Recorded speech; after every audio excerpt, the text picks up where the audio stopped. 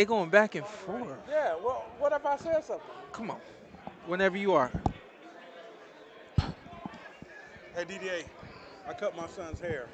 What's up, y'all? That Welcome was a to the PorterWay nightmare. Podcast. Ant on his bull today, Oh, my bad. I'm here, which though. is, usually that ends up being a good thing for us. oh, oh, Oh, there you go. you pay me for my nonsense? Exactly.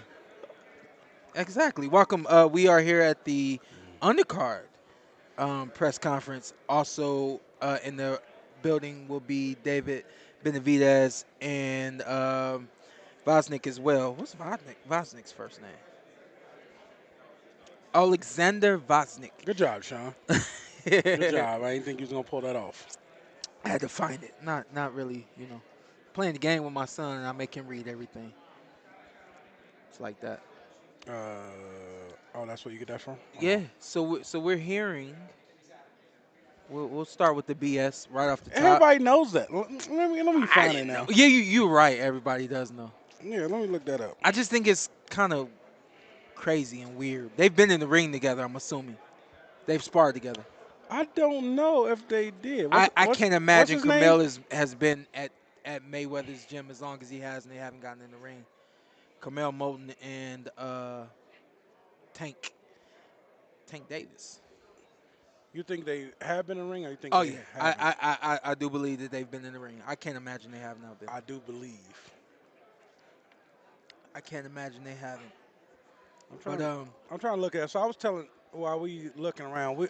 I was telling Shawn that Tank pulled Camille off the card. Shawn not trying to hear it. I said, yeah, they was actually going back and forth on Twitter. Shawn couldn't believe that either. yeah, I mean, Why? Carmel is because Carmel's what 3-0. Mm-hmm. You know, Tank is so far beyond Camille. where Camille is attempting to go Mm-hmm. and should get to, but even beyond that, like you got 10 years on the kid. Mm-hmm. Why are you entertaining the nonsense? You know, Yeah. and I Carmel ain't guess. never really been on that kind of energy, so I can't imagine. I don't know what it is. I guess he said, why not? Yeah. What's up? I'll find you later. Yep.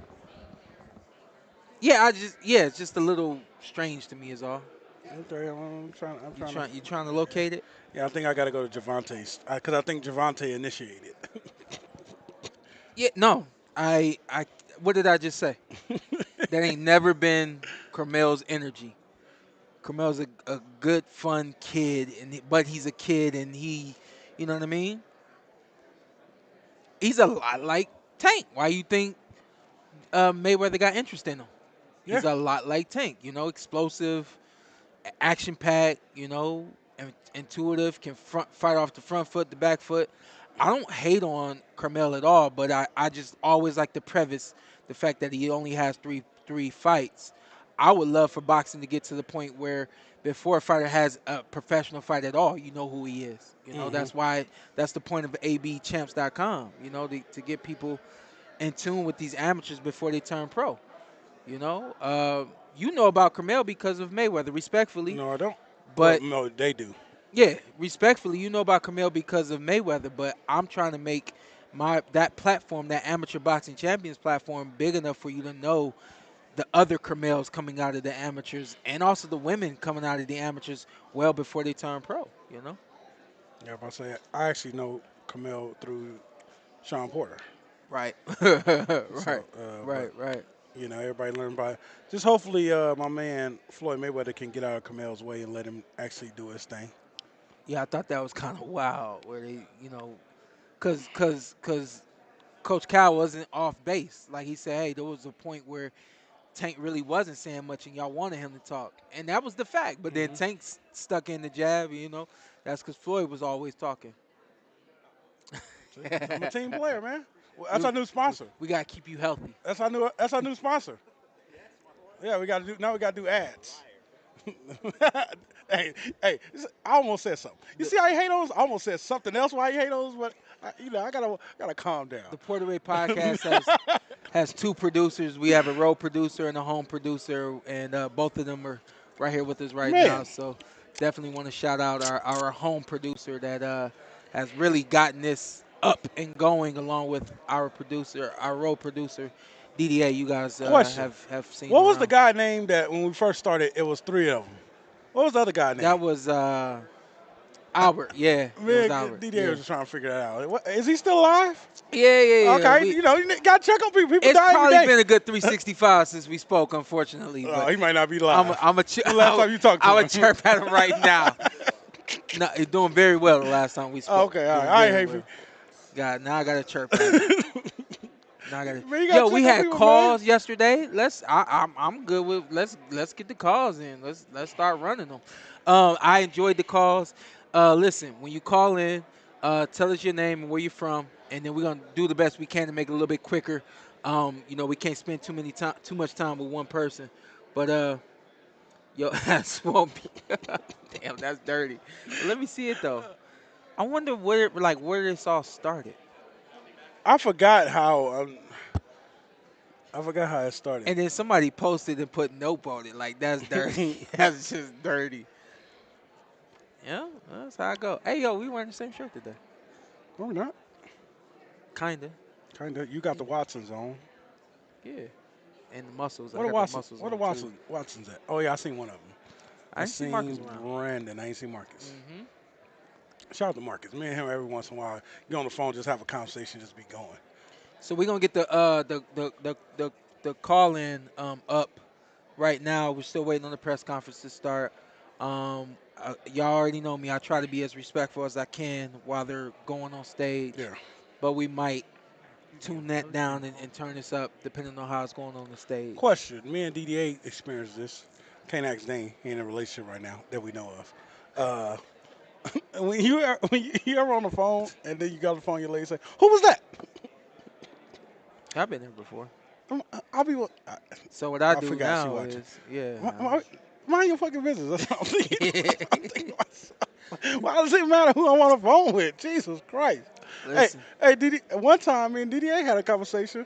It was so, August of last year, so it ain't been a year yet oh, since I okay. spoke to my man. Go ahead. The conversation was so juicy, it turned into an argument at my house because I wouldn't break down what happened between me and DDA conversation. Y'all was having a Me and conversation? DDA on the phone Because having a DD ain't really conversation. a talker all like that. Yeah, me and DDA we chopping it up. That's my guy. We got the same things in Okay. common. So me and DDA chopping it up. I guess the conversation got so juicy. She seen your feet going like this.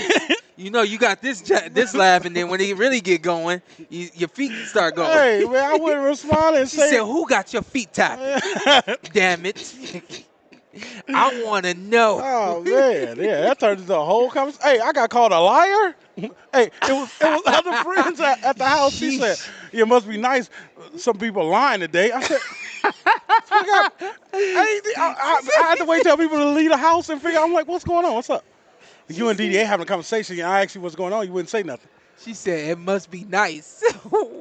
Damn, that's a vindictive response right there. And my fault. I talked to everybody. There it is, 888-894-8797. I like how I said it yesterday, so I'm going to say it again today. Don't call with the BS, Oh, call man. with some good mess. I like the way that sounds.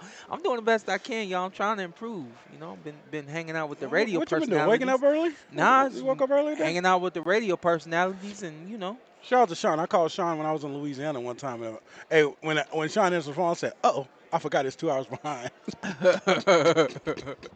Nah, you know, some people, anytime they call, you got to pick up. Yeah, me. If I'm calling, either I really want something or something. Me and Shawn don't call each other. Yeah, which is also why we always answer. Yeah, it's just like. There you go. All right, 888-894-TPWP. Shout out to our one boy we got in common. Hey, There you we go. got a call already? All right, let me shut up. Keep it light, Shawn. All right, welcome to the PorterWay Podcast. We're going to keep it light. State your name and where you're from. Well, I got a little horn in the background. I don't like that.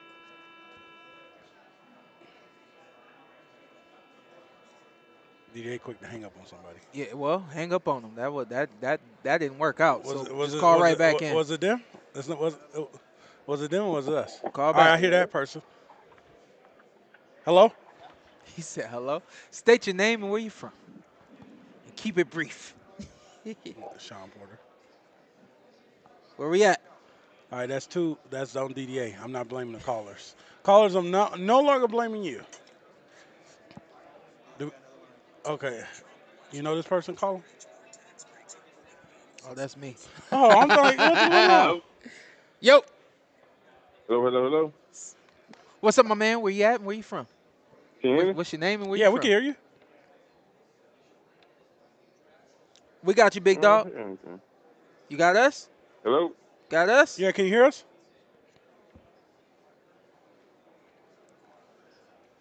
I'm good with cutting them. That All right. might be us though. Yeah, DDA. Do we not? Do we need We're gonna the? keep working it. Do we need the? Do a test run?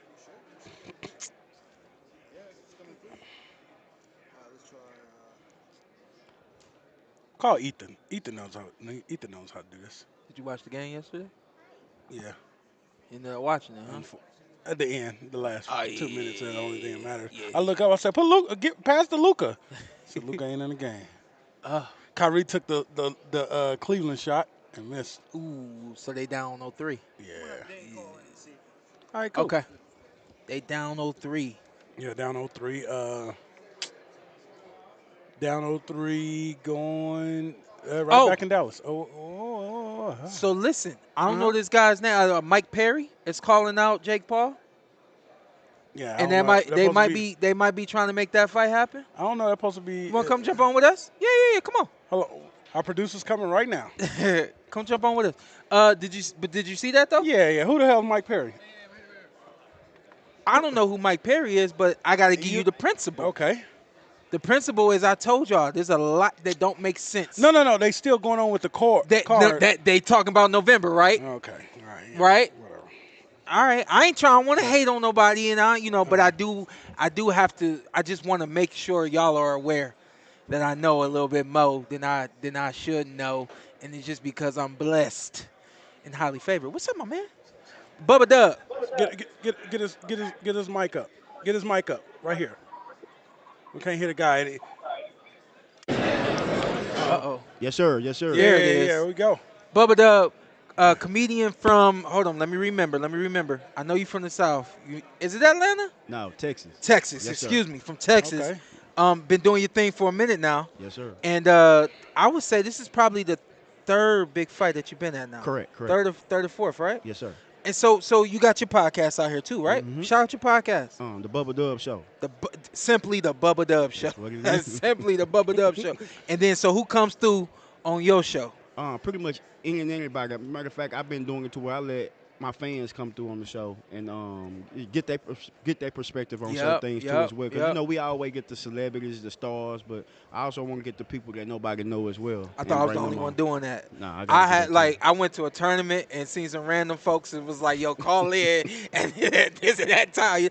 I just, I always try to extend the love like that. What is it for you when you say, you know what, I'm gonna bring on a fan onto the show? Because the fans is what make us. Yeah. They the one who give us all the views. They the one who get us to where we at now. Now you a boxer is different because you fought hard and one of the best boxers ever do this and got to that level. But for me, it's all about my fan base. Yeah. They the one who's got my name ringing and this and that. They the reason why I'm getting booked and this and that. So that's my way of giving back to them. Yeah. Because a lot of our fans be having businesses, but they don't have no platform. Yep. Well, I got the platform. Come over here, shout out your business, and we'll get you going like that. That's crazy you say that because my brother lives down in Lafayette, Louisiana, and I'll bring up another comedian, and he kept bringing you up. I'm like, what the fuck are you talking about, man?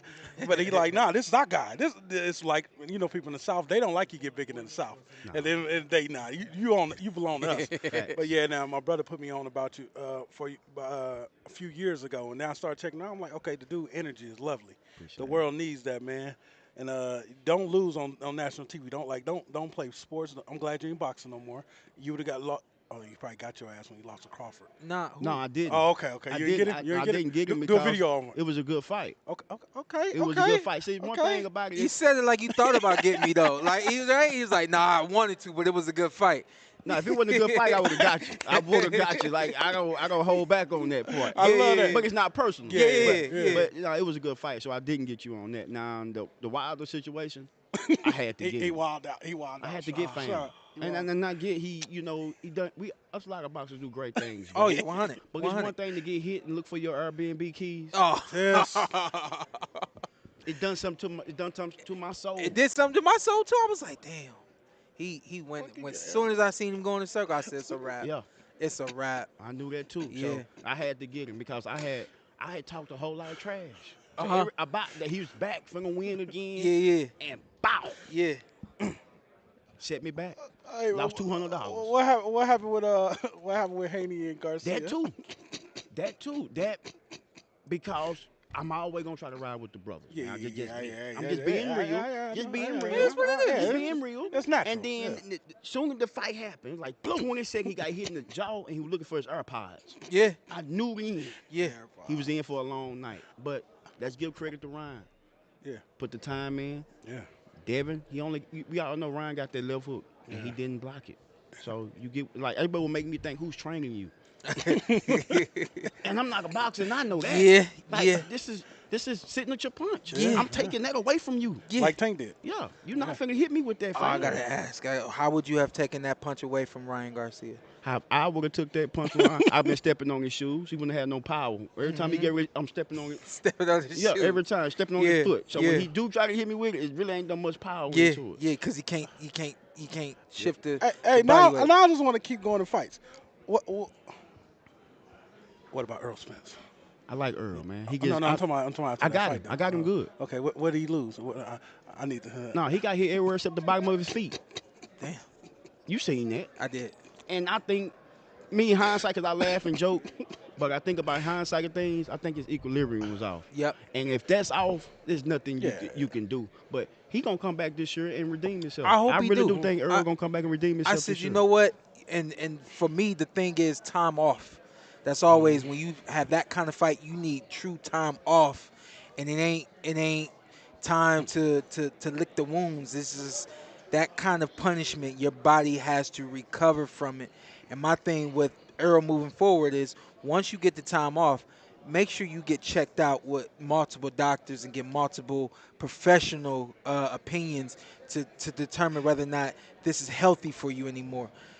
Seeing him yesterday, like I want to see. He's a monster. I just want to see him in the ring again. That kind of ass whooping make you find God. Yeah. Even if you don't believe in him. Yeah. You got to do some soul search. Like you can't argue with your girl no more because you ain't do Crawford like that. You know what I'm saying? Hey, Like, this was stupid. You can't bring that up. Friends and You can't family, they bring look that at up. you different. You can't bring that up at the home. All right, man. one more because I know you've seen the fight. Tyson Fury, Alexander Usyk, when Tyson was around the ring.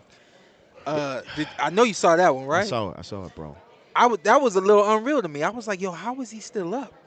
That's the same way when Wilder knocked him out the first time he Yeah. got back up. Like Yeah. the Undertaker. Man, I couldn't believe I it. want Fury drug tested. I'm serious. I want him drug tested. Ain't no way you can take that kind of punishment and just not go out, bro. Like, ain't no way. I remember when my baby mama boyfriend hit me in my jaw, I lost vision. Oh, snap. For how long? About 30 minutes. But when I Oh, woke up, 30 minutes. when I woke up, I called 911. So the whole line. You press charges? Absolutely. Now, did you just lay there waiting on it to come back? What? I couldn't see. So did you just lay there waiting on it No, to I come was back? trying to feel. I was crawling around like I was in the army during war. I was crawling. The whole time? And I For fell 30 for minutes? I fell for my phone. Yeah. And I ain't got to see my phone to dial Yeah. 911. He said, I know where that 9 is. Hey, but I want to give you credit, man. I seen you. You know, you're doing your thing now. You got your boys with you. Is this like your family before? Like, how did that happen? Like, Shawn put all his boys on. Hell no, man. He said, People I met along the no. way, He said solid, though. they introduced me to the best, and I took the best as they came. I'm thinking this dude he grew up with. Bro, I'm keeping it I don't know these 100. niggas. I'm keeping it 100, bro. Yeah. Like, but they Hey, solid, man. though. Yeah. Like, you know, God has been good to put me around solid people, bro. I was just about to say because it that. seems like people that's bad, God already remove them from me. Yeah. And I'm a good energy guy. Like, I get on here, I talk shit, laugh, and joke. It's not personal, man. Yeah. It's fun and this and that. You're like Brenagh. That's my brother. Yeah. When he got beat the other day, I talk shit about it. But Yeah. he know it's not personal. Yeah. Like, he hit me up and, like, bro, we boys for Yeah, life. yeah, Like, yeah. I know it ain't personal. I'll be better my next fight. That's what he told me. Like, bro, I'll be better my next fight. You told me that last fight. Yeah. Yeah, and the fight for that. Yeah. But it's all love, though, man. I'm a good energy guy, man. I'm all about vibes. You got good energy, I got good energy, man. Yeah. And let's work, let's have fun, let's build. Like, that's one thing about me. Sometimes people want to be, I want all us to be him. I don't want to be the only one with money. I don't want to be the only one with accolades. I want everybody to have accolades, man. It's, So, it's enough hate in the world, man. It's time sure. to spread love, bro. Everybody, put everybody on. And that's why me and you vibe the way we do, because we got that same kind of mindset and that same energy. You know what I mean? I was going to say, he said I put my boys on. I did put my boys on. But like just what you said, God put the right people in my life. I called up our home producer and I said, hey, yo, I want to start a podcast. Do you know anything about it? He said, well, I've been doing one for about 6 months now. What do you need to know? And got us further along out the gate because he was 6 months in. So some of the things he learned along the way, he was able to incorporate with what we done. And then I brought DDA in, and here we are. You know what I mean? So, man, it's all been a blessing, man. It's been a blessing knowing you too. Sure, I could Been love a to put blessing some of knowing my you too. boys on, but half of them on powder. Shit, you know what I'm saying? Hey, where you at? Where you at in Texas? I'm H-Town. Okay, okay. You pull up the trade day? Oh, no, I ain't been yet. He tried to get me 1 year, but I had some shows booked and shit. You going this year? We'll be there. I'm booked. Oh damn. Okay, Yeah, that's man. I'm blessings. booked on the That's weekends, blessings. bro. Are you did you just come off tour? No, I'm still on tour You right still now. on I tour? took this week off to come do this. Shout out your tour. Hey, man, come check me out. I paid myself tour, the Bubble Dub tour, man. You can catch me next weekend in Jackson, Mississippi at Jungle Tees. The week after that, I'm in Memphis at Chuckles. Pull up, come see me, man. Don't worry about the internet funny. I'm real live funny. Yeah. Come see me. I really do this in real life. He said you can Yeah. catch. He said you can catch me next week. I thought he said you can kiss me next week. No, no. I was like, hold on a second. Hey, he be disrespecting us. I'm originally from Louisiana, but he be disrespecting sometimes. Hey, let's get a pit real quick. For sure. Yeah. Hey, Dave.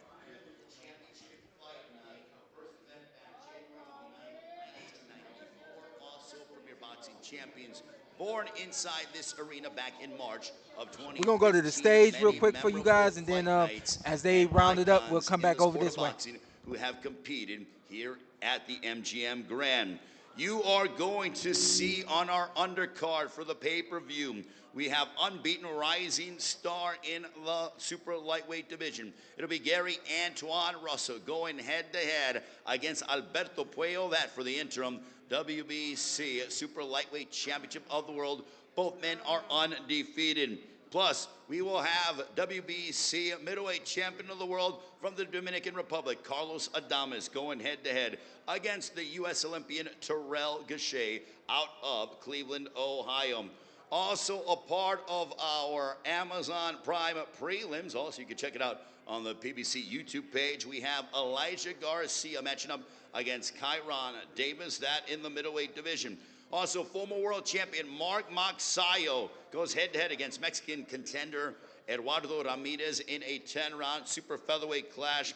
And also, we have hard-hitting Royman Villa going head-to-head against Mexico's own Ricardo Salas in a 10-round welterweight matchup to open up the stream. Tickets for the live event, they are available at AXS.com. Also, the event promoted by GTD Promotions, Samson Boxing, TGB Promotions, and Man Down Promotions. Also want to thank our sponsors, DraftKings Sportsbook. The crown is yours, along with El Mexicano brand products, bringing authentic sabor to your table. Somos El Mexicano.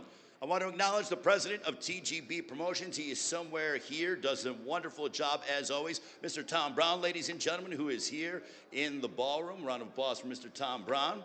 Greatly appreciate Tom's guidance and his expertise, as he always does such a fabulous job.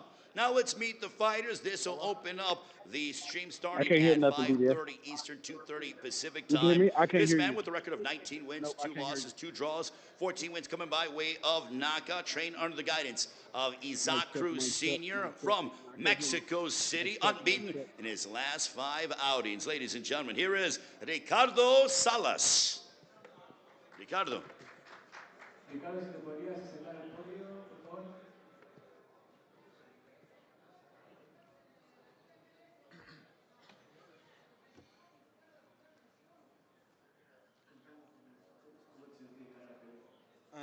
Hola, buenas tardes.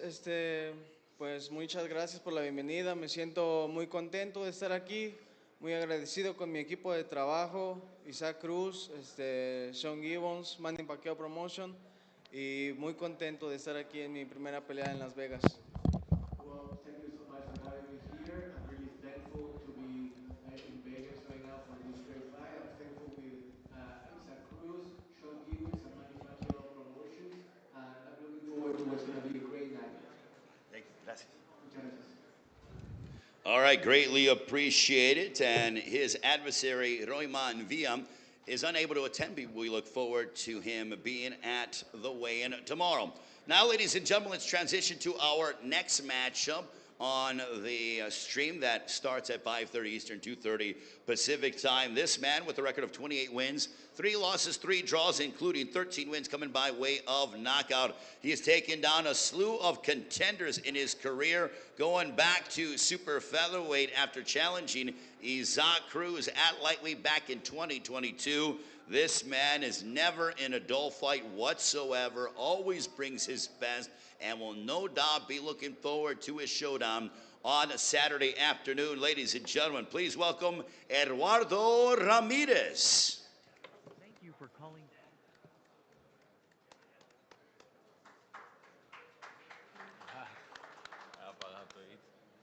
¿Qué tal? Buen día a todos. Primero que nada, gracias a todos los presentes y a todos los que hacen posible este evento.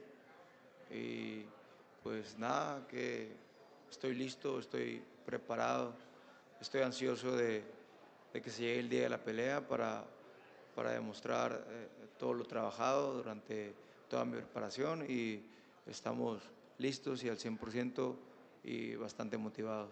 Muchas gracias. Thank you very much to everyone that's here. And I'm ready, I'm prepared at 100%, anxious for fight night to get here. And I can't wait to show you what I'm capable of on fight night, because it's going to be something that, you know, I'm going to be excited to showcase when the time comes. Once again, thank you very much, and I look forward to seeing you all Saturday night. Eduardo Ramirez, let's meet his opponent on Saturday. This man with a record of 25 wins, opposite 2 defeats, 17 wins coming by way of knockout.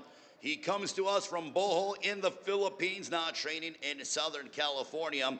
Most recently dropped a memorable toe-to-toe battle against Brandon Figueroa back in March of 2023. This man always brings forth plenty of energy, intensity when he competes, always in impeccable physical shape, trained under the guidance of Marvin Samodio. Ladies and gentlemen, please welcome the former WBC featherweight champion of the world. Here is Mark Magsayo.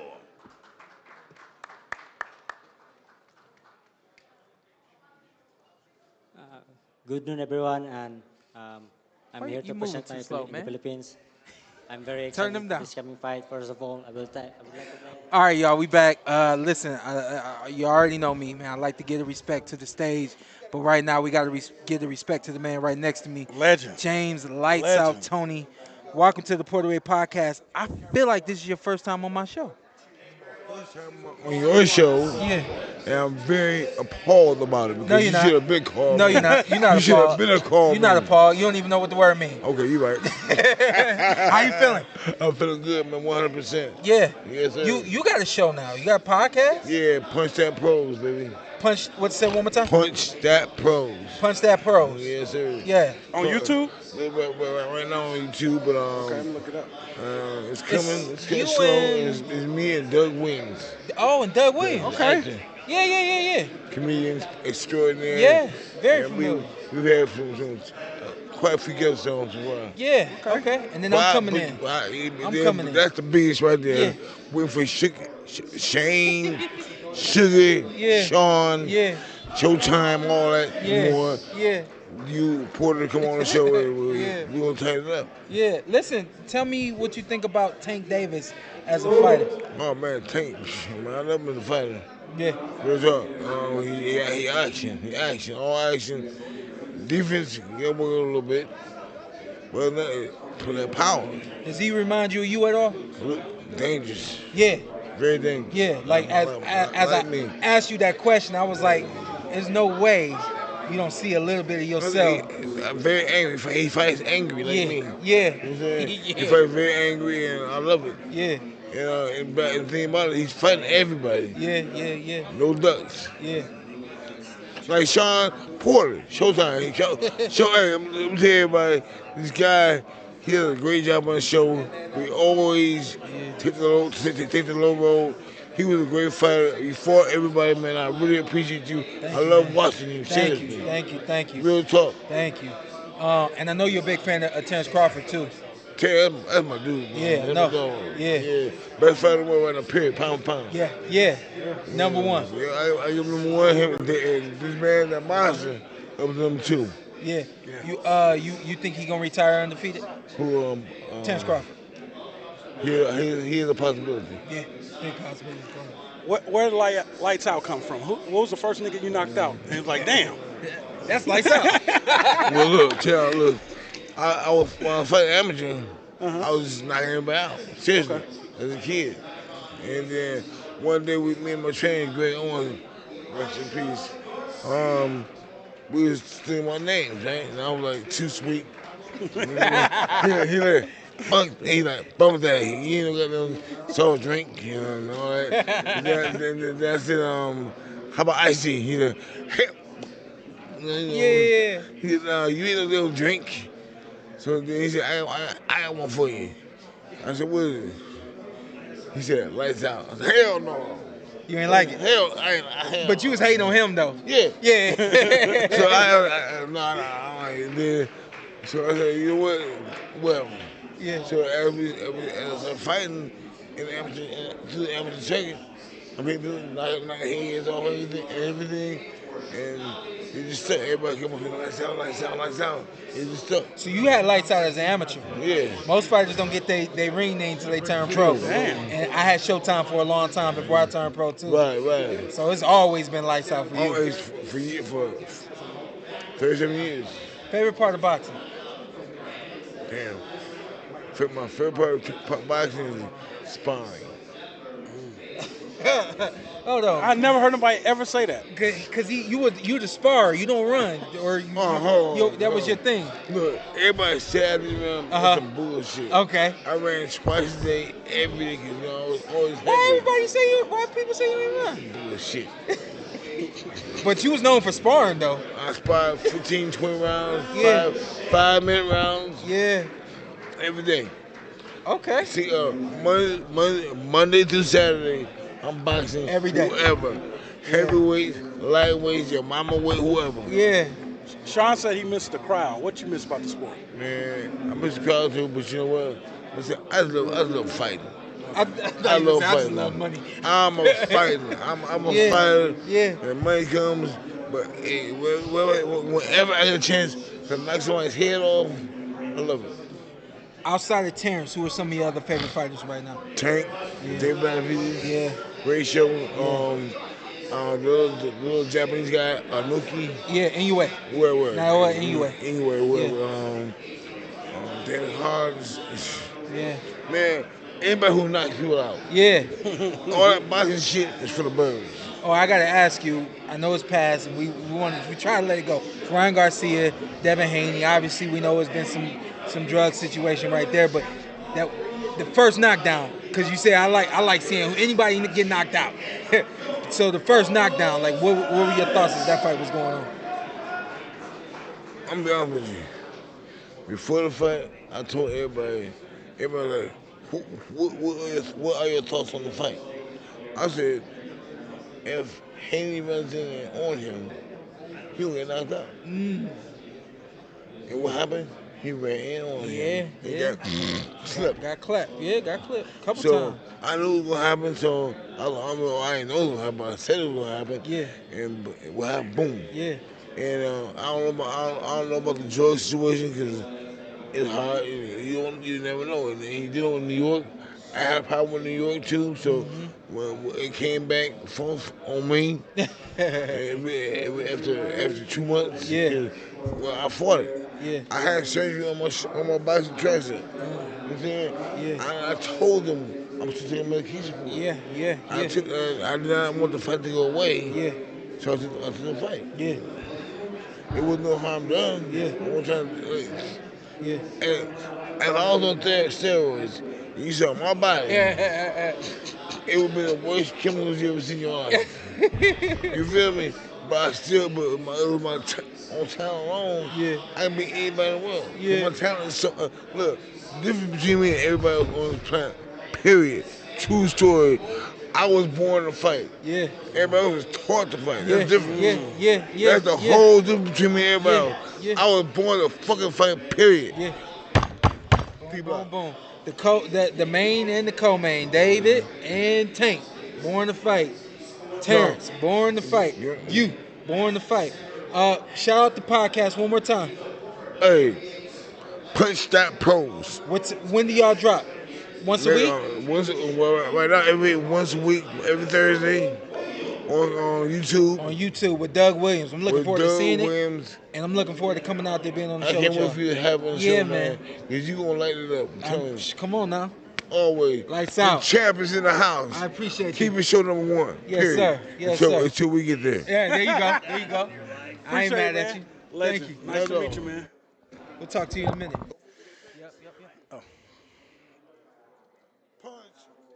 Este nuevo reto que me presenta mi carrera y voy a darlo todo. Espero que todos se lleven una gran noche a su casa. Muchas gracias. Thank you. Well, thank you everyone for being here this afternoon.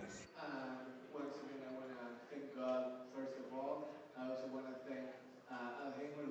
Jr. and PBC for making this possible. I'm really excited because this is going to be a new challenge in my career that I'm primed for. And it's the kind of challenge that I'm eager to face. So I'm going to give you a great fight, and I can't wait for you all to see it. All right, very much thank Alberto Puello. Now let's meet his opponent on Saturday night. All this guy does is win and knock people out. Why do I say that? Because he has a 100% knockout percentage. It has been great to watch him grow and develop. I remember watching him in his pro debut. I believe we were in South Florida when you did it.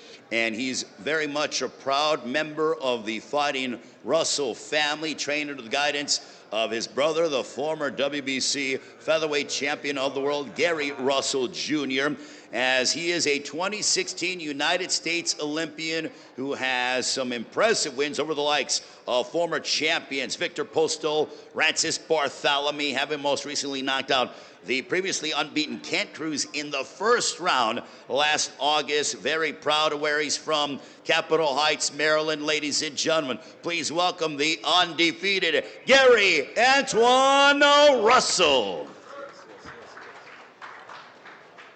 How y'all doing? I want to thank y'all for coming out, the press, all the promotion companies that's involved and affiliated with this.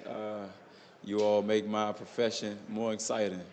I want to thank God for allowing me to wake up today and being able to take this blessing. I know back home a lot of people want to see me knock his head off his shoulders, but we're going to keep it professional. I guess that comes with the profession, right? Like I said, I'm in shape. I come to showcase my talent, my God-given talent, and I'm going to give y'all a performance, a Class A performance come fight night. So stay tuned and continue to follow me. Thank y'all. Gary Antoine Russell, ladies and gentlemen. And now I'm going to go and talk with all of the fighters that are up here. I'm going to start off with Mexico's Ricardo Salas, who takes on Royman Villa. That'll be a part of our prelim portion at 5:30 Eastern, 2:30 Pacific time. That'll be on Prime Video and the BBC YouTube page. I want to start off with Ricardo Salas, who takes on Royman Villa. Ricardo, what are you hoping to show on Saturday against the hard-hitting Royman Villa?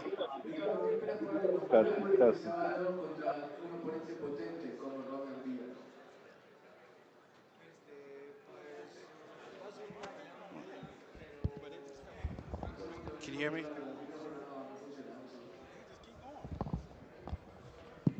There we go. Just give him that mic.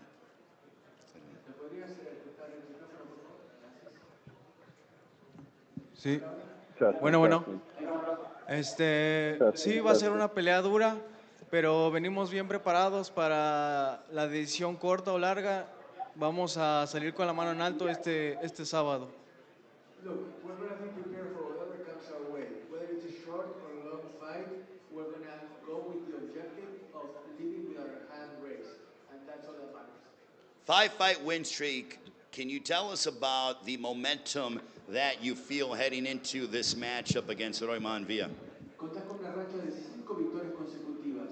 ¿Sentís que ese envión te va a ayudar de cara a esta pelea contra Royman?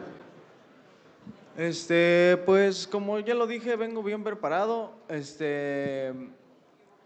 No me Las victorias que tengo son gracias a mi equipo de trabajo que hemos estado llevando a cabo y pues venimos bien trabajados para la pelea. Like I said, I come ready to fight, and the winning streak that I have right now, it has been a large part due to the team that I have with me. That same team is going to carry me to success on Saturday night. All right, we wish him all the best of luck, Ricardo Salas against Royman Villa. Now we have a matchup in the super featherweight division, and what I love about this fight is that both men come from rich boxing countries. You have, once again, Mexico against the Philippines, and especially here at the MGM Grand Garden Arena, we have seen some memorable showdowns between fighters from Mexico and the Philippines. Incidentally, once again, this is the 100th championship fight night in the long decorated history of the MGM Grand Garden Arena. Now, with that being said, I want to turn over to Eduardo Ramirez. Eduardo, how do you assess your opponent in the former world champion in Mark Magsayo? Eduardo, ¿qué te parece un ex campeón mundial como Mark Magsayo, tu rival de turno, cómo lo evalúas? La verdad es un gran peleador, es un digno rival y creo que va a ser una gran pelea.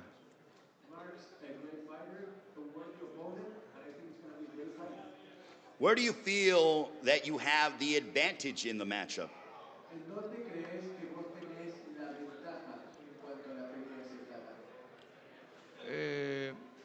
No daré más especulaciones, pero arriba del ring vamos a hacer lo que hemos venido trabajando durante toda la preparación y esperemos que den buenos resultados. I'm not about to speculate. I'm going to do what I've been preparing to do, what I've been training to do, and I hope that garners good results on Saturday night.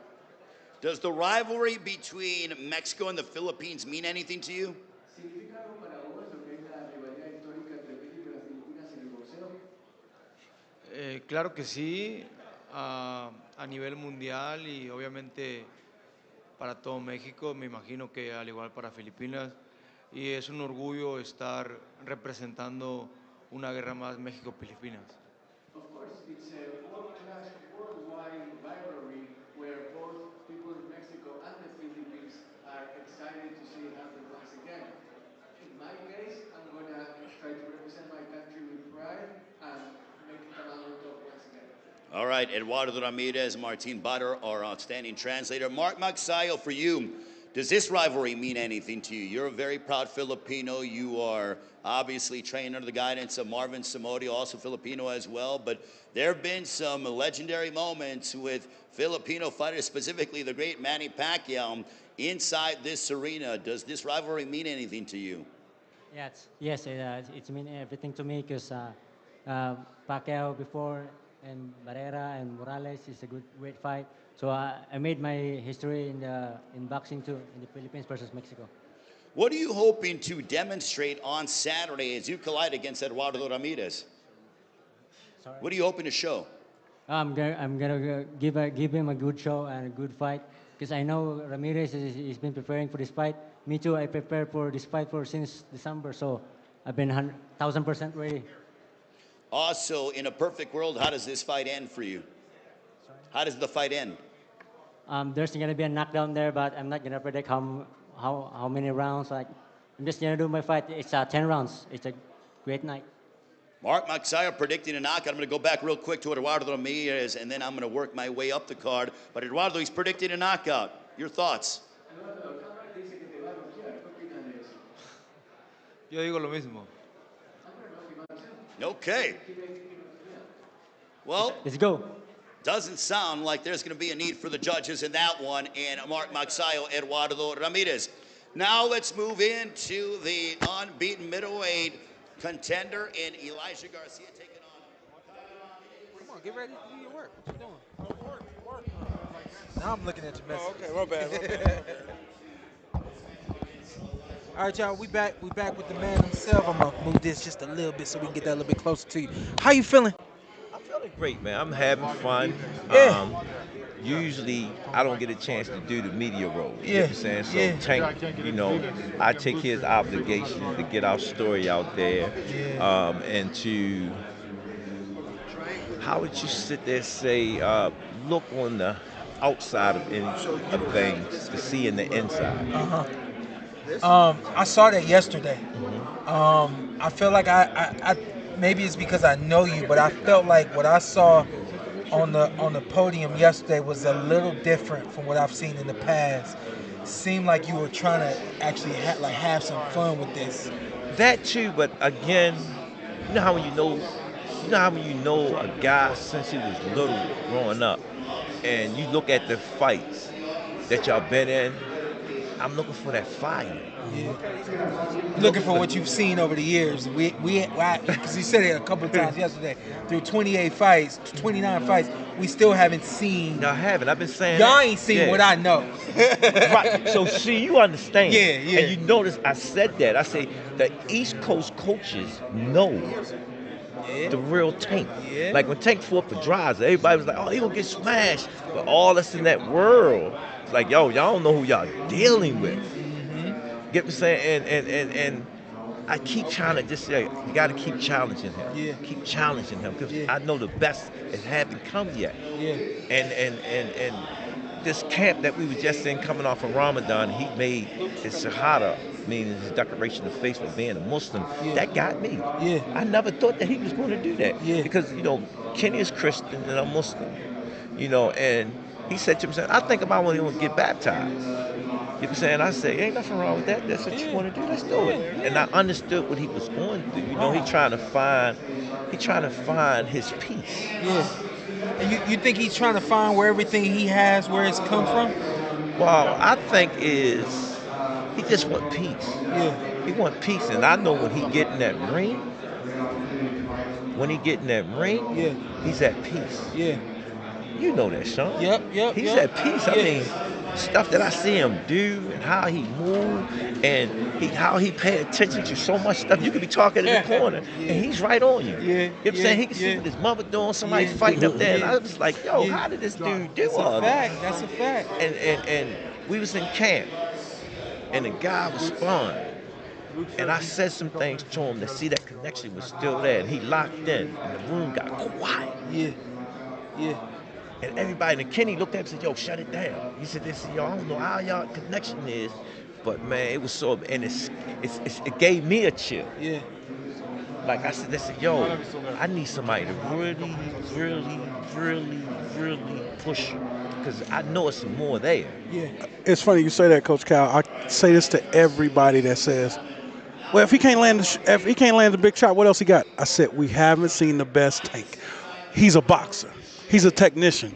Y'all never seen it yet, which is crazy and which is scary because he also has the power. We know the power, but when we see the technician, woo, I know you've seen it. Glimpse of different stuff so many times. And guy, if you look at all the guys that really spar Tank, when I'm there, that's why I'm there. If you the guys that you hear talk, oh, I spar Tank. Where Coach Calvin was at? Yeah. Oh, he went to a lot of sessions solo, just pulling up. What fighters do that? Shawn, what fighters do that? I was never allowed to do that. Oh, okay. You understand what I'm saying? I call him like, yo, what you doing? Yeah. Okay, Coach. I didn't know all this. But okay. I know where it comes from, and I know why he's doing it. Yeah. Because he had peace and he want to have fun. That's his fun. That's different. That's why I say Tank is different. It's different. Coach Cal, you all the way on the East Coast. He on the West Coast and sparring somebody. One day, I'm home chilling, Floyd on his vacation. Still could spar a guy 180 pounds. Yes. And me and Floyd cussing all the coaches out. Hell y'all niggas doing? Yeah, but man, y'all he made us do it. I couldn't say nothing. Yeah. Because you know I know him. Yeah. I said, yo, you got to stop doing that. Yeah. Listen, Tank's not going to say it, but I got to ask you because I know you're going to say it. What is it about Frank? How do you expect Frank to push them buttons? Well, this is how I really look at it. See, everybody don't look at boxing history. I look at boxing like stocks and bonds. Frank wasn't one of the big fours. Remember when everybody was talking about the big fours? Yeah. Catino, Romo, Garcia, Davin, Shakur, he just bounced up in there. So when I sit back and look at that, I sit there and say, Frank been making noise. Frank been doing his thing. And you look at, this is Tank's first African-American fighter that he's fighting in a while since the beginning of his career. Yeah. And I look at him, I watch Frank. Frank got a lot of good tools, southpaw. He's going to come fight and he have nothing to lose. You know what I'm saying? And when I look at Frank, he got a great coach with him. Yes. So the recipe is there. Recipe is there. The recipe is there. Don't get me wrong. Yeah. The recipe is there. So it's a great challenge. You hear when I talk to Frank? Yeah. I talked to Frank. Frank, I need you to push buttons. buttons. I said, You think he's a live dog? No.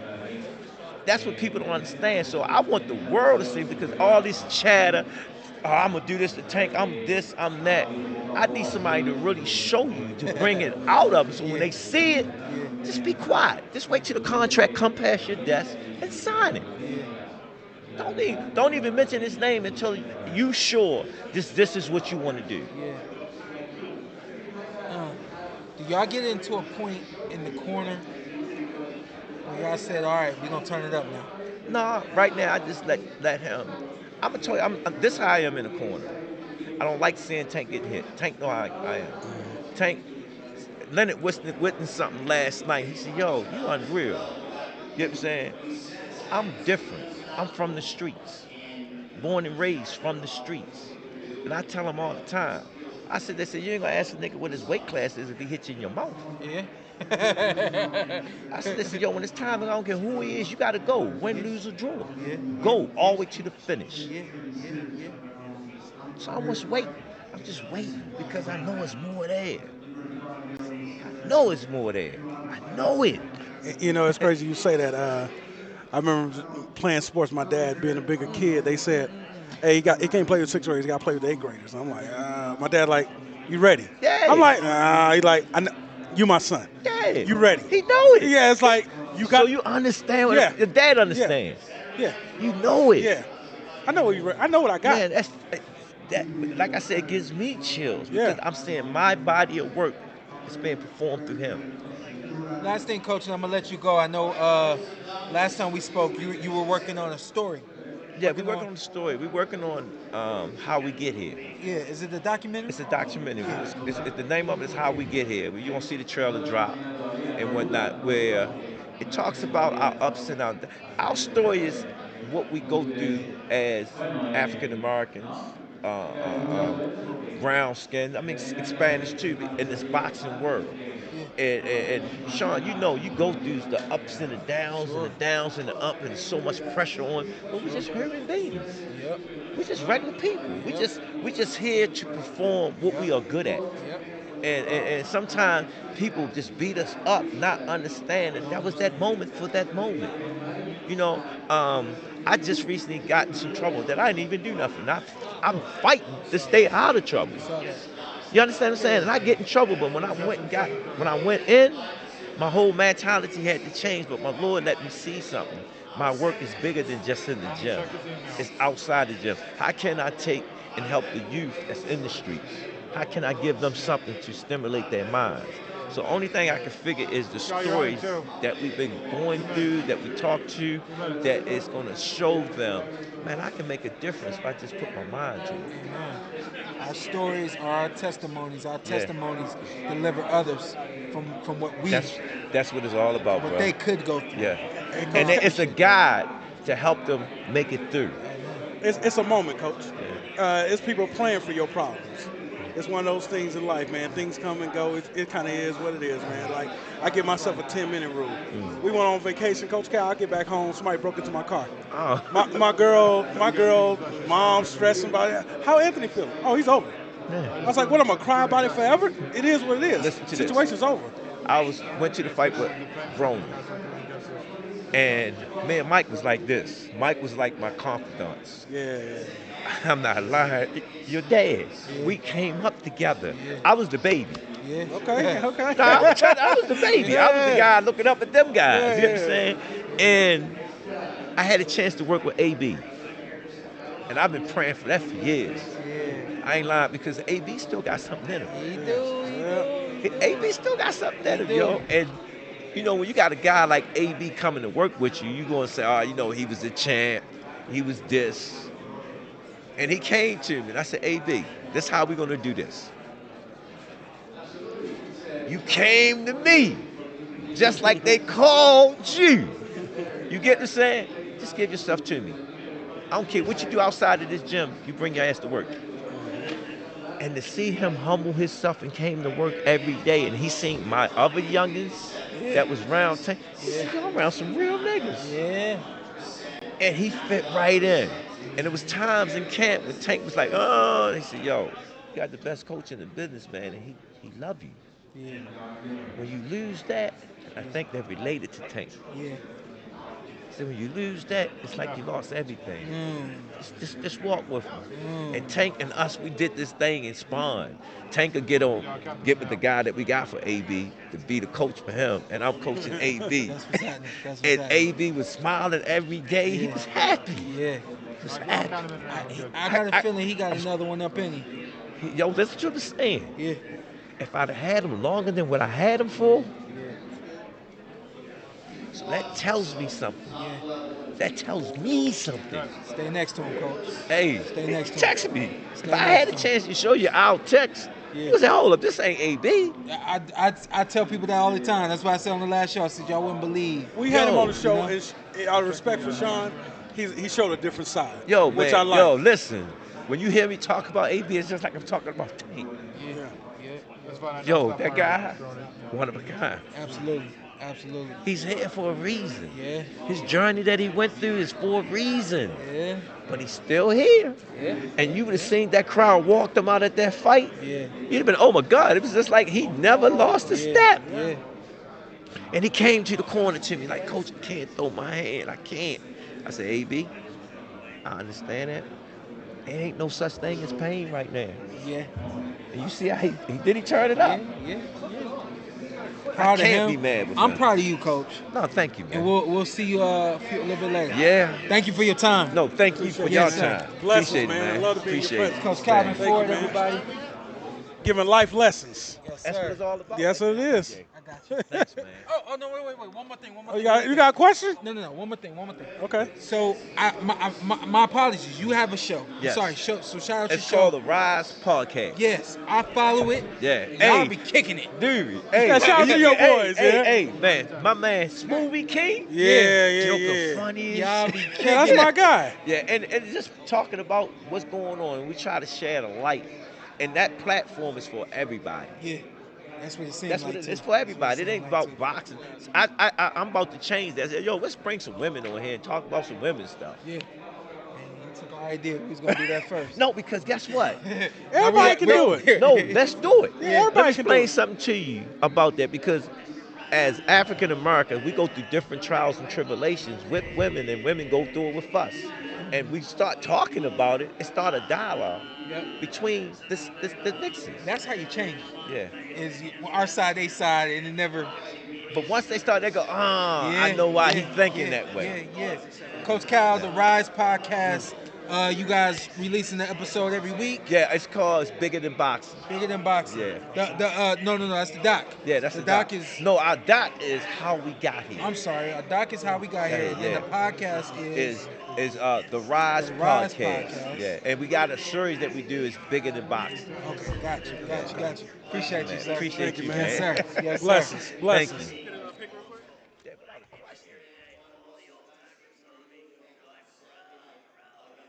All right, God bless, Coach. Coach Cal, man. Yes, sir. Yes, sir. I grew up on him. The OG. Yes, sir. Yes, sir. Thank you, man. Thank Coach you, man. Cal, man. That's always a good time, Coach Cal. Always a good time. We're gonna keep going. This way. I got you. Yeah, let's go this way a little bit. Okay. Yep. What we got here? We ain't got a lot. All good. Good to see you. Yep. That's all I need. We on? We on. Turn me back up. All right, we back with another one. How you doing, respect baby? to everybody Bread man. on the stage. With the Respect to bread, everybody man. On the stage. You but got we money? We You got money? He You got money? Hey, nobody ever said. I thought he was so smooth. Man, I ain't got money, man. How we feeling? Good, man. Yeah. Good. Happy to be out here. You don't got nobody on the card, do you? Yeah, Karan Davis is fighting you Elijah Garcia. Yes, sir. Yes, sir. Yep. Excuse me. Yep. That fight was supposed to happen before. Yes, and Yeah. he got some allergy, and we got to the weigh-in, and he told us that Friday morning, man. So it was really disappointing to cut weight and go through the camp. But I know how it goes. sometimes things just happen for a reason, and they rescheduled it. So hopefully everything go right this time. Coach, let's talk about that real quick, because I know it's a lot of people out there that don't really understand what a fighter, what a coach, what a team goes through when a fight gets postponed and things of that nature. Kind of walk us through the process, how you guys pull back, re-rev the engine, all that kind of stuff. That's a great question. The fight was scheduled for March 30th.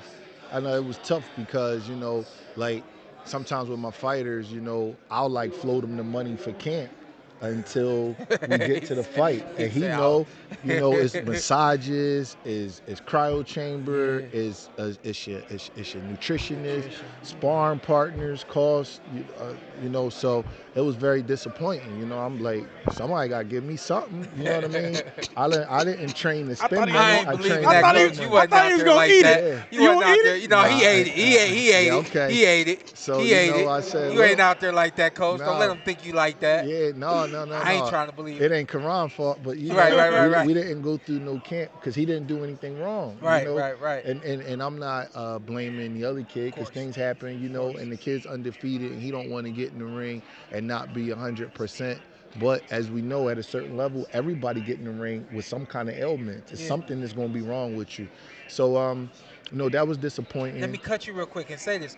When y'all were on the stage for the press conference and it was all done, do you remember me saying to you, I said, man, something wasn't right. You might not have been here yet, but I said, man, something wasn't right. I said, he just was speaking like he was unsure of himself. That didn't seem right. And then the next day, I'm walking up, he said, yeah, he off the show. So yeah, so, I mean, I understand it. Karan I thought he beat Anthony Durrell, and he gave Benavidez a tough night on 2 weeks' notice. Yeah. You know what I mean? So, and this kid is from Phoenix, so he's a smart kid. He's like, man, I don't want to mess with that guy at 160 pounds if I'm not right. So I don't blame him, to be honest with you. Yeah. But we cut back a little bit. I didn't know what the date was going to be, so we just kind of sailed along a little bit. Let him get a little bit out of shape, because once you have a hard camp like that, your body do need some come down time. And then I heard that this card was coming up, and around the end of April, I started making phone calls like, are y'all going to put us on this card? Let me know, because I want to get him right. And on May 1st, I got the confirmation that we was going to fight. So it was perfect. We just went right back into a 6-week camp, and his conditioning didn't leave him. So it was like right at the same place. And we start sparring light. About a week into the sparring, we start turning it up, and it went perfect. Who's actually in the Breadman's camp right now? Who's some of the fighters? Caleb Plant, Karan Davis, Julian Williams, a kid named Romuel Cruz. They call him Kuko. He's 11-0. He fights at 122 pounds. A kid named Iran JYD Peterson. He's 6-0. He fights at 160 pounds. And that's it right now. Some talks with some other fighters, but we'll see. We'll see how that goes. Shawn Porter? Shawn Porter is a retired millionaire, man. Once upon a time. There's a super middleweight that ain't got a trainer right now. Is it super middleweight? It was a super welterweight that don't got a trainer right now. Man, you ain't got to say names, but I think they're partnered together real cool. Would you say he fight at what weight? 154. He fought at 147. Right? Oh, I know you're talking about. Yeah. I think that'll work. Well, we got to see, the money, right? My man's a money guy. Well, no, I'm a win guy, too. I want to win. But, we'll see. Man, when you got property down there, don't you? No. But when you've been around this long, man, I know all these guys. You know what I mean? Like, you kind of form relationships with them. Like, when I started training Caleb, people act like that was the first day I met him. We all on the same cars. We fighting in the same promotion. So you form, like, a bond with guys. So you start to know different people just from being in the lobbies and stuff like that, The first time you worked... go ahead. Bradman's like that young, old dude. Like, bro, I feel like you've been around forever. Yeah, man. Well, 14 years. Because he was popping that stuff on Twitter like before it was really even Twitter. You know what I mean? Yeah, he's one of the OGs of that. When you first got with Caleb came to Philly, right? Yes. Like your first official time working together? The first official time we worked together, I had some downtime in between fights, and he told me he was looking for a trainer. He wanted to see if we would mesh and have chemistry. Gotcha. So I came out here, and he was at one of the gyms right off the strip. I don't know all of the gyms. You would know better than me, Shawn. So we came out, and then he came back to Philly twice to work out, to kind of like see if we was good. And then I came back out here. You know, because I told him, I said, I don't want to rush the decision, and I don't want you to feel pressure because I'm going to be cool with you regardless. This is a business, you know, so don't feel like that, you know, I'm going to be mad at you if you don't pick me. This is the decision that's going to be, this is a crucial decision in your career because he had just lost to Canelo. And then we talked about what he would want me to do in camp and what would be the commitment, and I told him what I would need to come out here, and we both, it was an easy fix. Have you gotten him back out to Philly since? He came out a couple more times because this was like the spring of 2022 when he first called me. You know, and then unfortunately boxing in this era takes so long with the fights and all that kind of stuff. So he wound up not fighting Anthony Durrell until October of that same year. So we kind of like hooked up a couple times before we actually did camp, and we did camp out here in Vegas. Do you feel like having your fighters come to Philly, do you think that you feel like that's a necessity? I would rather them come to Philly, to be honest, because that's where my resources are. And, you know, but, you know, I'm with Caleb, you know, he wanted to do camp out here. And I said, okay, well, if the money's right, that's cool, you know. And the only thing that I needed was I told him I have to go home every weekend to see my children because I can't be out 8 weeks without seeing my kids. So Friday after training, I'll just jump right on the plane, go see my kids. And because of the 3-hour time difference, it kind of works because I could leave Monday morning, get back here, and then we start training again. So that was the, you know, big thing. I can't work on the weekends because if I got to work on the weekends, that'd be 8 to 10 weeks of not seeing my kids. And I wouldn't do that for no amount of money. It's funny you say that. I was going to just bring that up. Man, I take being a dad, number one. That comes before everything to me. Bro. That is my most serious job in the world. I own a business. I used to do 10, 12 hours. I'm like making great money. I'm getting home. I got 30 minutes with my kid. I don't play that. I cut it down to 6 to 8 hours. How important it is to being a father, man, to you? It's the biggest responsibility that I got in the world. My daughter runs, and my son, they run in the track meet this weekend, the Junior Olympic qualifiers. I'm sick that I can't make it. I really am. I'm sick. And like one thing I tell PBC, the matchmakers, everybody, the last week of July, the first week of August, I don't care if it's a $50 million fight. I can't work it because that's the Junior Olympics, and I can't miss. My daughter won 2 gold medals at the Junior Olympics. She's 11-time All-American. Wow. I can't miss that. So, you know, but this is how I spoil my children, you know, so I do have to miss time with them, you know, being the trainer, but I try not to make it anything significant. I go home on my own dollar. Like, I don't ask the fighter to fly me home. I'll fly home 6, 7 times a camp just to see my kids. So if I had a choice, it definitely wouldn't be in Vegas, but that's the part of the game that you got to sacrifice to be away from your kids. I'm sure you know, man, because his dad ain't no joke. So you waited to have kids, though, which was smart because now you get to spend all your time with them. That's smart. I didn't have my first child till I was 34, 35 years old. You know what I mean? So that's very important to me, man. 30 when I have mine. I literally don't take certain jobs. You know, I made a commitment to Caleb, and if I make a commitment to you, I'm going to stick with it. But I don't take certain jobs because it will require me to be away from my kids too much because I can't do it. Is there anything else you got going on back home that you want to shout out in terms of community activism, anything like that? You know, I do.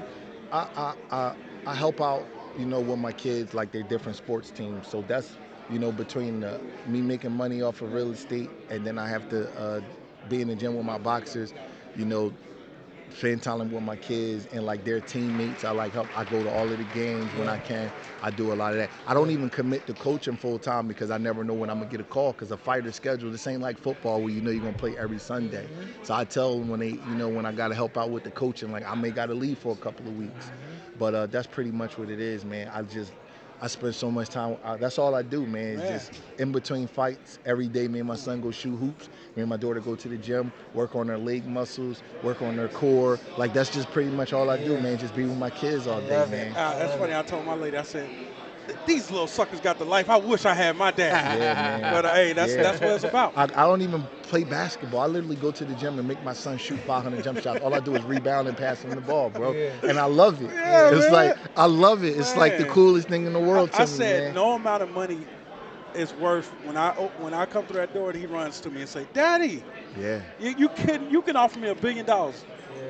No amount of money for that kid. Yeah, it is, man. What you got, son? Diggy or something like that? Yeah, I got 3 now. Oh wow, you ain't playing around. I got 6 years I old.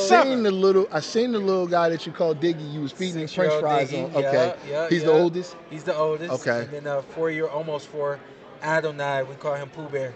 Okay. And then the littlest one, he's 5 months now.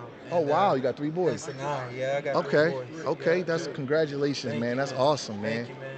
That's awesome. I want you to break down. Then I'm gonna let you go, but I want you to break down this main event because I think you gonna give something that the other people ain't privy to. Okay. Okay. To me, Tank Davis is special. Yeah. He's a special level counterpuncher. Yeah. He's like a mix to me of remember Nassim Hamed? Yeah. He's a mix to me of Nassim Hamed, Zab Judah with a little bit of Mike Tyson. Damn. Now, to that point, remember I asked Zattel the other week. I said, "Do you see?" And I'm gonna ask you too. Do you see any sentiments of Floyd Mayweather versus Zab Judah? In turn, I know that this two southpaws. I'm not gonna lie, I haven't seen that. You haven't seen that. I don't. Okay. Now that you say it, Fine. you're making me see it, but I haven't I haven't seen that Yeah. that type of fight. To be honest with you, but I'm really big on Tank. I know that people criticize his level of opponent and things like that, but I know what I see. I know what my eyes see. And there's things about certain things that you see in the gym and that you know about things. Tank is a special fighter. But while he deserves to be the favorite of this fight, and I think he's one of the top 10 pound-for-pound fighters in the world, great. All-around fighters sometimes give dynamic offensive fighters a lot of trouble because the all-around fighter, like a guy like this, his game don't always show up with the big flashy knockouts. So, for example, Earl Spence got a real high KO percentage, right? And he's a knockout guy. You know, Terrence Crawford got high KO percentage. Shawn gave them hell because of his all-around game, and he can neutralize certain things. And if you look at a lot of big matchups throughout history, you know, the all-around fighter, like the Bernard Hopkins, is the underdog versus the dynamic offensive fighter in Felix Trinidad, but Bernard Hopkins can neutralize his game. Andre Ward is the all-around fighter, and then you got Sergey Kovalev, who is the dynamic offensive fighter. Evander Holyfield is the all-around fighter, and Mike Tyson is the dynamic offensive fighter. You know, Floyd Mayweather is the all-around fighter. Manny Pacquiao is the dynamic offensive fighter. So a lot of times in those matchups, the dynamic offensive fighter, people are like, oh man, he's gonna kill him, he's gonna kill him, he's gonna kill him. But then when they get in the ring, they can't understand why a Vernon Forrest could beat a Shane Mosley. Yeah. They don't get that part of the game, you know, and I'm just telling you that we're not saying he's gonna lose. If Frank Martin has a layer to his game that we haven't seen yet, it's gonna be like, wow. But that's what happens with the all-around fighter. I remember when you fought Earl, everybody, even Earl didn't fully respect your game because it don't show up with the highlight film knockout. And then after the fight, you looked at him and said, you respect me now? That was a one-point fight. The only thing that separated that fight was the knockdown, in all honesty. I thought it was 6 rounds apiece, and Shawn, you got to give the kid the credit for the 10-8 round. And against Terrence Crawford, I told him, I thought he was outboxing Crawford, which was shocking to me, but it doesn't show up with the all-around game. You know, you got the all-around fighter, he has to fight the top-level fighter for his game to show up because he might go the distance with certain guys that the dynamic, hard-punching offensive guy is stopped. But then when they get in the ring, it's like, wow, damn. George Foreman and Ali. George Foreman destroys Frazier and Norton, and Ali struggle with him. But then when they fight each other, it don't work out that way. You know, so I leave that room open for Martin because he got the all-around game. He don't do one thing to say, oh my God. But sometimes when they get in there, if he know how to neutralize Tank's brilliant counterpunching and the way Tank make you reach for him and do all those things, and he know how to neutralize that, and if he can keep his fundamentals intact and not reach for a dumb shot or get caught clip, Tank might wake up and say, shit, I'm down 4 rounds to 2. I got to step on it. And then he got to come out of his sorts. He got to come out of what he does comfortable. Because Tank really is a very, very, he's a minimalist. He's efficient with his work. He's not a guy that just like hold his hands up and bulldog you and walk you down despite his short stature. You know what I'm saying? If you look at him fight, he don't like, it's not a high work rate. It's not like a blitzing thing that Mike Tyson does. Yeah. It's more of a patient, make you make a mistake and then knock your head off your shoulders with his accuracy. He make you pay. Yeah. It's brilliant the way he does it, but it's not like that seek and destroy fighter. You know what I mean? It's a little bit different. Just because he's a KO artist, sometimes I think his style gets misappropriated, like it's mislabeled. What he really is a one-punch KO artist who's a counterpuncher. He wants you to open up. And the reason why I think it makes it special is because he's short. You know what I mean? So it's not like, a lot of taller, laid-back guys want to be counterpuncher. He's a short guy who's a counterpuncher, which makes it really, really interesting because it's an interesting mix of how he puts that together. But I think Frank Martin, I like his game, man. You know, I'm not sure he gets stopped. You know, I'm not sure he gets blown out. I want to see more of him because I don't know. He might have an extra level to his game. And he reminds me of that because he won up against a lot of guys that was like so good offensively and they had these great KO percentages. And Shawn can punch, but he's not known as a huge puncher. So he goes up against Thurman and Spence and Crawford, and he gives all of them hell. All of them is like 1 or 2 point fights because his game knows how to neutralize some of that stuff. And he got a chin, and he's tough, and all that kind of stuff never gets factored in. And he knows how to win rounds, and he has pedigree, and he can fight coming forward, and he can fight going backwards, and he can know how to hustle at the end of rounds. All that stuff, it may not be pretty, but that stuff wins rounds, and it causes other guys discomfort in the ring. And Martin, I think he might have that kind of game. I think he's going to show us a layer that I believe I already know that he has. Okay. I think he's going to show us that layer, and I think this is going to be one where we're going to see Tank dog it out. Now, Tank dogging it out, if that gets the job done, that's going to take Tank to another level. It will. And I believe that Tank got another level to go to. Yes. You know, I do. I think that he's laid back because he can be. I think he's laid back because he can be. I think he got another level, but I think Frank Martin is going to bring it out of him. I'm not crapping on this fight. No, he's live dog. Not only is he live, he in his prime, he confident, and this is not like a matchmaking trick where it's like, where people in boxing know like this ain't going to be no fight. This is a fight. Right. You know what I mean? I see people in the media like, oh, Tank's going to, I'm like, because Mark did struggle his last fight, you know, and the guy was outboxing him. But you know what he did? He activated his clutch gene and he got a late knockdown and he won the fight. You know, and I see people like looking at this fight like it's an easy cakewalk, and I'm like, I don't see that. I see, and let me tell you something. It's different when you fighting a dude in his prime. He had one of the roughest schedules I ever seen. It's different. You know, it's different when you get to pick on older fighters that you know has slipped a little bit or guys who not proven. It's different when you fighting a confident dude that's never lost before or very, very, very close to his physical prime. The reflexes, everything is different. Nobody gave him a break. He fought Brook in his prime, Crawford, Spence, Garcia, you know what I'm saying? He didn't get a break, but some guys get to pick and fight different guys that's a little bit past it so the matchmaking science can take place. This is a real fight. Don't forget about Derrick James. Derrick James is a good trainer. Yes, a good trainer. Very good trainer. Very good trainer. I'm going to let you out of here, man. I feel like you ain't got nothing else to do with your time. I appreciate you, man. I love you, bro. You laid that down. You, so, it's been my man forever, too, man. It's been my man forever, man. I see y'all. Appreciate you, bro. Hey, don't let him get out of here, man. Y'all think this is a regular white tee? It say True Religion down there. That's $1,000 tee. That's $1,000 tee. He got there getting money. Yeah. All right, man. Yes, sir. We'll do. Blessings, brother. Listen, that's why a lot of people don't even know that we work together. Yeah, a lot of people don't even know we work together, and how we got to working together. My dad was seeing his daily bread stuff on social media, and was like, man, I want to meet this guy. We had a fight in Atlantic City, and Brad ended up being there. And I'm not gonna say that my dad gave him a ticket, but I do know that he ended up sitting in the middle of the front row, and basically was yelling for me during my fight with no, where was it at? Ajaho was the guy's last name. I think it was Agnes, something like that. Ajaho, African guy.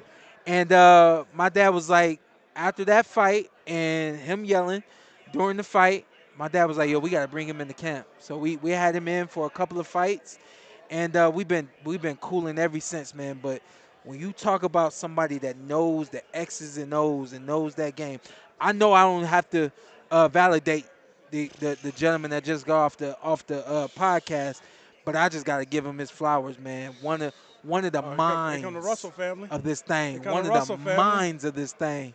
Yeah, y'all more than welcome to come through. More than welcome to come through if y'all want. My brother. Blessings. Young legend right there. Young legend. Come on in. Yeah, whenever. Young legend. That's the family right there. Stand up for this one. Yes, sir. That's a problem right there. Why you brought him? Okay, that's a problem right there. Oh yeah, I be on the move, man. I stop with one, I gotta stop for them all. What you gonna do, man? You gonna come on for a second or what? What you got? Come on. Who you want for that belt in the lobby? They just gave that to him. They just gave that to him on the stage. You need to pay attention. He wasn't paying attention. Pay attention, Shawn, man. Here you go. You got a little echo. I got an echo too. All right, that's better. Back on the podcast yet again. You got an echo. Yeah. What'd he do? There we go. All right, I like that. Gary, so we were talking, unfortunately, and we missed that moment. I saw the moment of you being on the stage and all that kind of stuff, but take us through what President WBC President Suleiman, what's that right there? No, he getting the mic.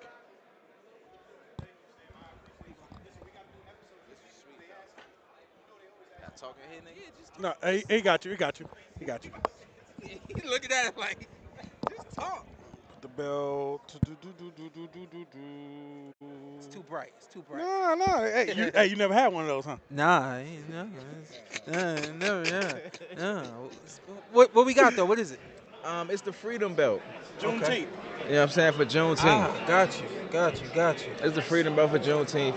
And to be honest with you, they caught me completely off guard with this. I knew nothing about it. You know, funny thing is though, I was the longest reigning champion to represent this sanctioning body, the WBC. Yeah. You know, so it kind of makes sense for them to present the title, present this to me. But they caught me completely off guard. You know, they mentioned, you know, the passing of my dad. They brought up the passing of my dad, and then my younger brother. Just what we have done for the sport and so far. And I think it was amazing, man. Yeah. Caught me off guard, man. It honestly made my day. I wasn't expecting that. Yeah, and you're not an emotional dude, man. I know that about you. I'm not an emotional dude, man. But I feel like you cry in the shower like maybe once a year. But that's about it. He be lying to himself. That's just water. It's just shower water. I ain't really crying. What is that? Always. One time I seen him walking, Shawn said, "You good?" I'm always good. I said, "Gary, I'm just checking on you, bro." But no, you know what I'm saying? I'm honestly not an emotional type person, you know, but it's stuff like this that shows that the work and effort that we put in, you know, isn't in vain. You know, it gives you that extra push to keep, you know, continue to do it, you know. The way I know, I've told this story before. We had a conversation a long time ago, and it was early in the morning on this side of the country. And I asked you something. I said, "Yo, when you getting in the ring?" He said, "I ain't getting in the ring till I want to get in the ring. I ain't about to let nobody get me in the ring, do anything that I don't want to do." And I had a lot of respect for that conversation and what you were saying. What I took from that is, at some point, you got to take control of your career. Yeah. But a lot of fighters feel like what we've done has been in vain. Do you feel like anything that you've done in the ring has been in vain? This right here kind of brings it all back to you. I was about to say, it's stuff like this that make you question if it was anything done in vain. Yeah. You know, this right here kind of brings it back full circle, just to a certain extent. Yeah. But, nah, man. The last fight that I had. Yeah. My last fight, I felt some type of way about that. Sure. I felt like for me to be a participant of the sport for so long, I felt like the judging and everything else should have been much better than what it was. Sure. You know what I'm saying? But we don't cry over spilled milk. You know what I'm saying? We soldiers and we gonna take it and keep rocking. But I think everybody understood what it was, and I think that's probably one of the reasons why I got this right now today. You know what it is. You know what it is. You know what it is. What's Gary Russell's mission right now in boxing? My mission right now in boxing is to get my younger brother through this fight Saturday night. That's my mission. That's my biggest goal. As of now, to get him through that. Once he gets through this fight come Saturday, now I'm back on the grind. How's you in the gym? Hold on. You in the gym? I stay in the gym. How's your other brother? That was a tough loss that your other brother took. How's he doing? My younger brother? Yeah. Yeah, he's doing okay. He's doing okay. He hasn't been back in the ring since we then, right? We looking at getting him back in the ring. Yeah. We looking at getting him back in the ring in August. Okay. Yeah, we looking at getting back in August. But Shawty been grinding too. He been in the gym. I was about to say, like, the main thing of seeing y'all here today, obviously knowing that your brother's on the card, but seeing y'all here today lets us know that y'all still, the ship is still moving. Oh, nah, we moving. Yeah. We moving. And this right here, I ain't gonna hold you. This made my day right here. Yeah. Hey, Mauricio fucked me up with this one. He did his thing on that one. He said, hey, look, he over here like, I can't wait to get to the shower. Hey, shut up. The shower? Hey, he gonna take a shower? Shut with this dude, he can't let him drop in front of nobody. Get to the shower. Yeah, he gonna hold it together. He's terrible, bro. I love you, big dog. I'm happy to see you. You coming back this year? It's very possible. The world's been begging, Gary. You know, I know everywhere you go, man. Still, everybody want me to come back. Yes. I had, to be honest with you, I got my shoulder surgery about 2 years ago. It's been about 2 years. I wanted to completely make sure it's 100%. I'm not the type of person that's gonna come back bullshitting, half-stepping or nothing. I don't want no tune-ups coming back. Drop their ass in the pot and let's see what happens. Who can be the first one to test this motherfucker's shoulder? What weight class? To be honest with you, I want to go straight to 35. Okay. Unless something makes sense at 30, but I will only be there just for that, and then I'm gone. Yeah. Okay. Don't nothing else make sense. Then I'm gone. You made my day. This made your day. You made my day. Damn it! I don't know you. Where my boy at? Where he at? I know everybody else saying that, man. Listen, if anything, and I think I'm gonna leave you with this one and let you close it out. But to know that you haven't been in the ring as long as you haven't been, but to know that you still in demand. You know what I mean? Like, I think as amateurs, this is where you always thought you was gonna be. See yourself. Oh yeah. You know what I mean? So if anything, you know, the question that I asked you, you feel like anything's in vain. You still in demand, bruh.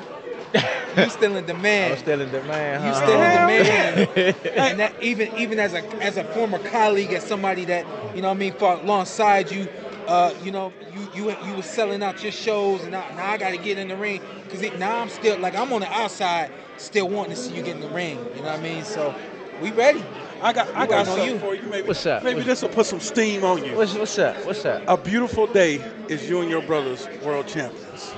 Hell yeah. At the same time. That's a great day. That's beautiful for your family. Great. That's beautiful. That's amazing. Man, once that happens, the Russell, hey, my work is done.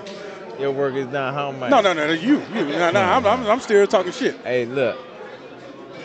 I think in due time, we can definitely see that. Yeah. In due time, we can see that. Like I say, I'm not looking for any tune-ups. My younger brother, he's already lining himself up. This is the interim title. He's about to compete for the interim. Yeah, so this will line him up for the title immediately after. You know, so it's very possible that we could be competing for that shit on the same card. Is that 140? Is he at 140? Yeah, 140. He gonna run through that's that. That's a beautiful night. He gonna run through 140. Okay. He gonna run through 140. I like it. Let's get busy. Bless her. How's mom doing?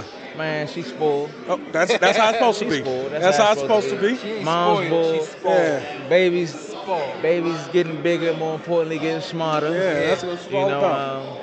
But that's where I've been, man. I've been focused, locked in on my younger brother, trying to get him situated and get him through this day. I know this is a very big stage for him. You know, we never try to magnify the stages that we compete on, anything like that. But it is a big stage, and I feel as though this is that crossroad. This is that crossroad. I think this is the fight that is going to take him over the hill. You know.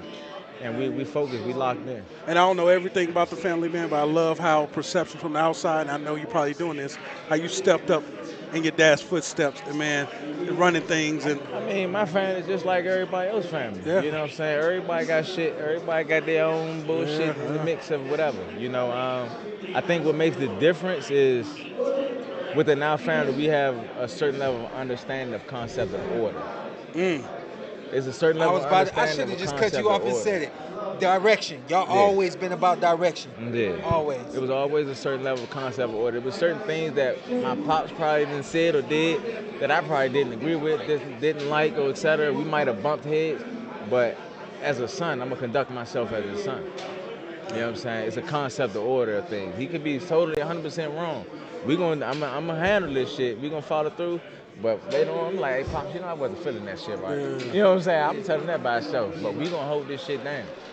You know, so the concept of order is something that always kept everybody neutral. Keep the train rolling, big dog. Yeah. Keep the train rolling. You know, and nobody never really bumped heads and nothing like that. It's never really an issue. And we look forward to Saturday night. He's the first TV bout? Nah, he's the second. Second TV bout. He's the second TV bout. What you think about Brenagh? That's gonna be a good one. That's gonna be a good one. Have you seen Bosnick fight before? I just know about him. I didn't know about him either. Yeah, I just know about him. I've never seen him. I didn't know about him, but I seen some of his shit. I said, oh, we got some thumpers. Got some thumpers, the Eastern European style. You know, them guys, they really methodical and structured with what they do. It's gonna be a good fight. Yeah, it's gonna be a good jump. I'm looking forward to it. I think if anything, man, the same thing for Tank, where my thing is I ain't see too much with Martin either. Well, my thing is I want to see a good fight. Right. I think we got a good co-main and a good main event where these guys is gonna challenge one another. You know what I mean? Yeah, it's gonna be a good bump. I think it's a hell of a card. Yeah, I think it's a hell of a card. Yeah, I like the Garcia Davis fight too. Hell yeah, this is a hell of a card. Yeah. It's gonna be a hell of a card. I think the fans from the connoisseur aspect, they gonna like what the fuck they gonna see. They gonna like it. It's gonna be an entertaining card, entertaining fight. We gotta get you on Prime. Oh yeah. We gotta get you on Prime. Let's go. Man. We gotta get my little brother out of the way. Yes, sir. Yes, sir. Yes, sir. Yes, sir. Yes, sir. Yes, sir. Then come holler Yes, at me. sir. My God. Good to see you, big dog, man. I appreciate Always you. a pleasure. Yeah, Young legend, man. Enjoy Hey, this. look, I don't never I can't let you go. When we was fighting, he was my cheerleader. Hey, listen. God damn it. I was cheering for the best. Hey, look. I remember that one tournament. Was it Junior Olympics? Junior Olympics. Junior Olympics. Me and him. Yeah, go ahead. You can tell him. So me and Gary the only ones stopping everybody in the tournament, right? So we went to Everybody. tournament, and they keep us down in Houston in Texas Yep, for a we was whole in week. Brownsville. And they roomed us together, and so now we had a couple of other countries come over. Now we fight against other countries. International now, baby. We international. This is like our first big international thing, right? And so I'm all the way at the top of the bleachers, and he knocked his dude out in the first night or whatever. And I came running down the bleachers. That's my roommate. That's my roommate. Hey, funny as he hell. had no clue the joint was gonna happen, right? Right. So You heard him though? I ran all the way down and then ran to the ring where he was at, and he trying his best. He was like, Hey, look, I'm trying to ignore him. I'm trying to ignore him, but it was too funny. He was loud as fuck. We had to have fun. You know Man, we had to have fun, man. Had to have And it's sweet to see how far we come from those little children, man. Yeah. 12, 13, 14 years old. to now, you know what I'm saying? Grown men still at the upper echelon and at the top of the food chain. Yes, sir. Yes, sir. A lot of y'all, a lot of them didn't make it, man. Y'all Nah, a lot didn't special. make it. A lot of them didn't make it. Hey, name right now, please. Name two guys that you felt was gonna be there that ain't get there. Two. One of them, I don't even want to mention his name because I really feel some type of way, and I still feel the way I feel. You know who I. Where the camera at? Where the camera at? There, you know who I am when I'm about to say this shit. I definitely feel some type of way. I still feel some type of way, and ain't shit changed. But call Dawkins. He's somebody that I feel as though should have been there and could have made it. You know what I'm saying? Who else? Lawrence. Who? Al. Yeah, Allen Lawrence. He's another. For me, one. more than anybody, Yeah. Al is the guy that. Allen too. Yeah. Damn, that's a good one. Anybody. That was a good one. Yeah. When we talk, them we gonna, as we get this thing really going, and you guys get into a space where we can actually have some conversations about the old days, and y'all not so focused on what we got to do now. I definitely want to get y'all together and have some conversations, because that's one of the things that people throw out all the time is who's some of the guys that never made it. And it's like, man, some of these names, some of these guys that y'all never seen before. Yeah. Al is my guy right there. Yeah. Nah, he had a bad. He had that one bad joint, man, and that was y'all like it. He was definitely somebody else that I thought that would have been there. Him, and I thought Carl Dawkins too. I thought he actually supposed to make that Olympic team. I thought he was gonna make that team. But once again, like I said, ain't shit changed. Yeah, we're gonna get you out of here, big dog. I appreciate your time. Gary's a get fool, your brother man. to it. Blessings, Gary. Let's get this shot real quick. Hey, keep it up. Keep it up. Don't worry. Yeah, keep it up.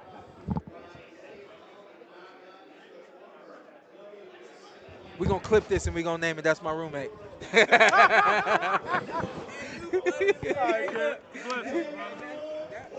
thought you was going to leave it. Listen, we gonna go to the ring excuse me, we're gonna go to the stage now. Here we go.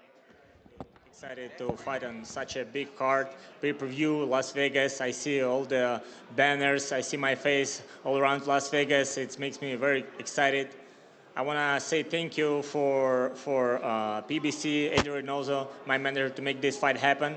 This is a great opportunity to fight such a guy like David Benavidez. He's a top fighter, as was mentioned before, youngest middleweight world champion. He's a representative.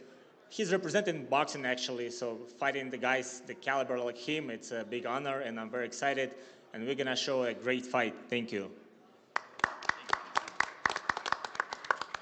Alexander Vodzik, ladies and gentlemen. And now let's bring up the second half of our co-main event. What a 2023 for this man. Incidentally, last March, he headlined at the MGM Grand Garden Arena, defeated Caleb Plant in what was an exhilarating matchup, and then he would follow it up in November at Mandalay Bay Michelob Ultra Arena, and he did something to Demetrius Andrade, which no one has been able to do. One, hand him a defeat, and also finish him off in the sixth round, I stand corrected, and really turned up the intensity and finished off Demetrius Andrade, a United States Olympian. This man knows what it's like to step inside the ring and put on a show. I literally mean this. He is must-see television with every single time that he steps inside the ropes. You want to take a look at highlights from this man? Look up David Benavidez' knockout over Rogelio Porky Medina. He's literally, it's like playing a video game, watching him compete. Ladies and gentlemen, 28 wins, 24 of those coming by way of knockout. No losses. The WBC super middleweight champion of the world from Phoenix, Arizona, David Benavidez. First of all, I just want to thank God for this opportunity, and I just want to thank everybody else. Samson Lukowitz, my father, Jose Benavidez, Al Heyman, Luis de Cubas, David Garcia. You know, if it wasn't for my team, I wouldn't be here where I am right now. But now that we're here, this is a big card. I'm very excited for this.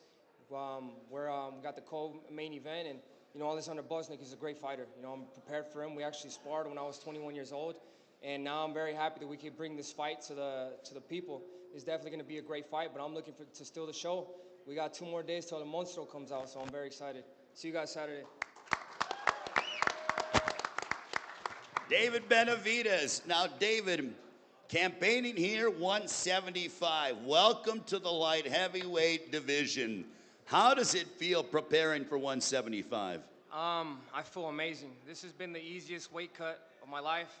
Now I know how it feels when people say, oh, I had an easy weight cut. You know what I mean? So that being said, my speed is going to be even better. My strength is going to be better, and my endurance is going to be overall better.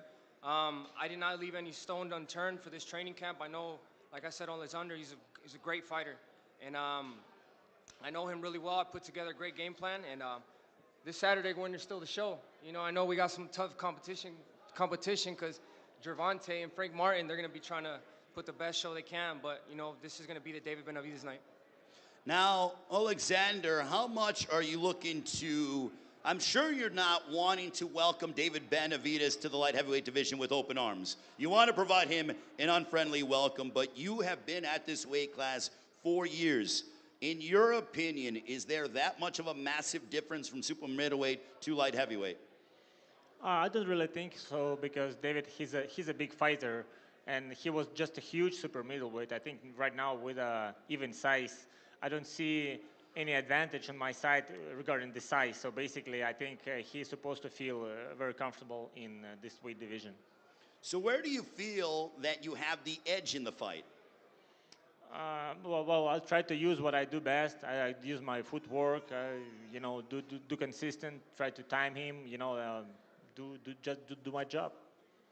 David, for you, you know, was coming up here to 175 a reason because of an opportunity, or the fact that, you know, the guy that you want at 168, you know, that fight hasn't happened yet. But what are your thoughts? Is this going to be a lengthy?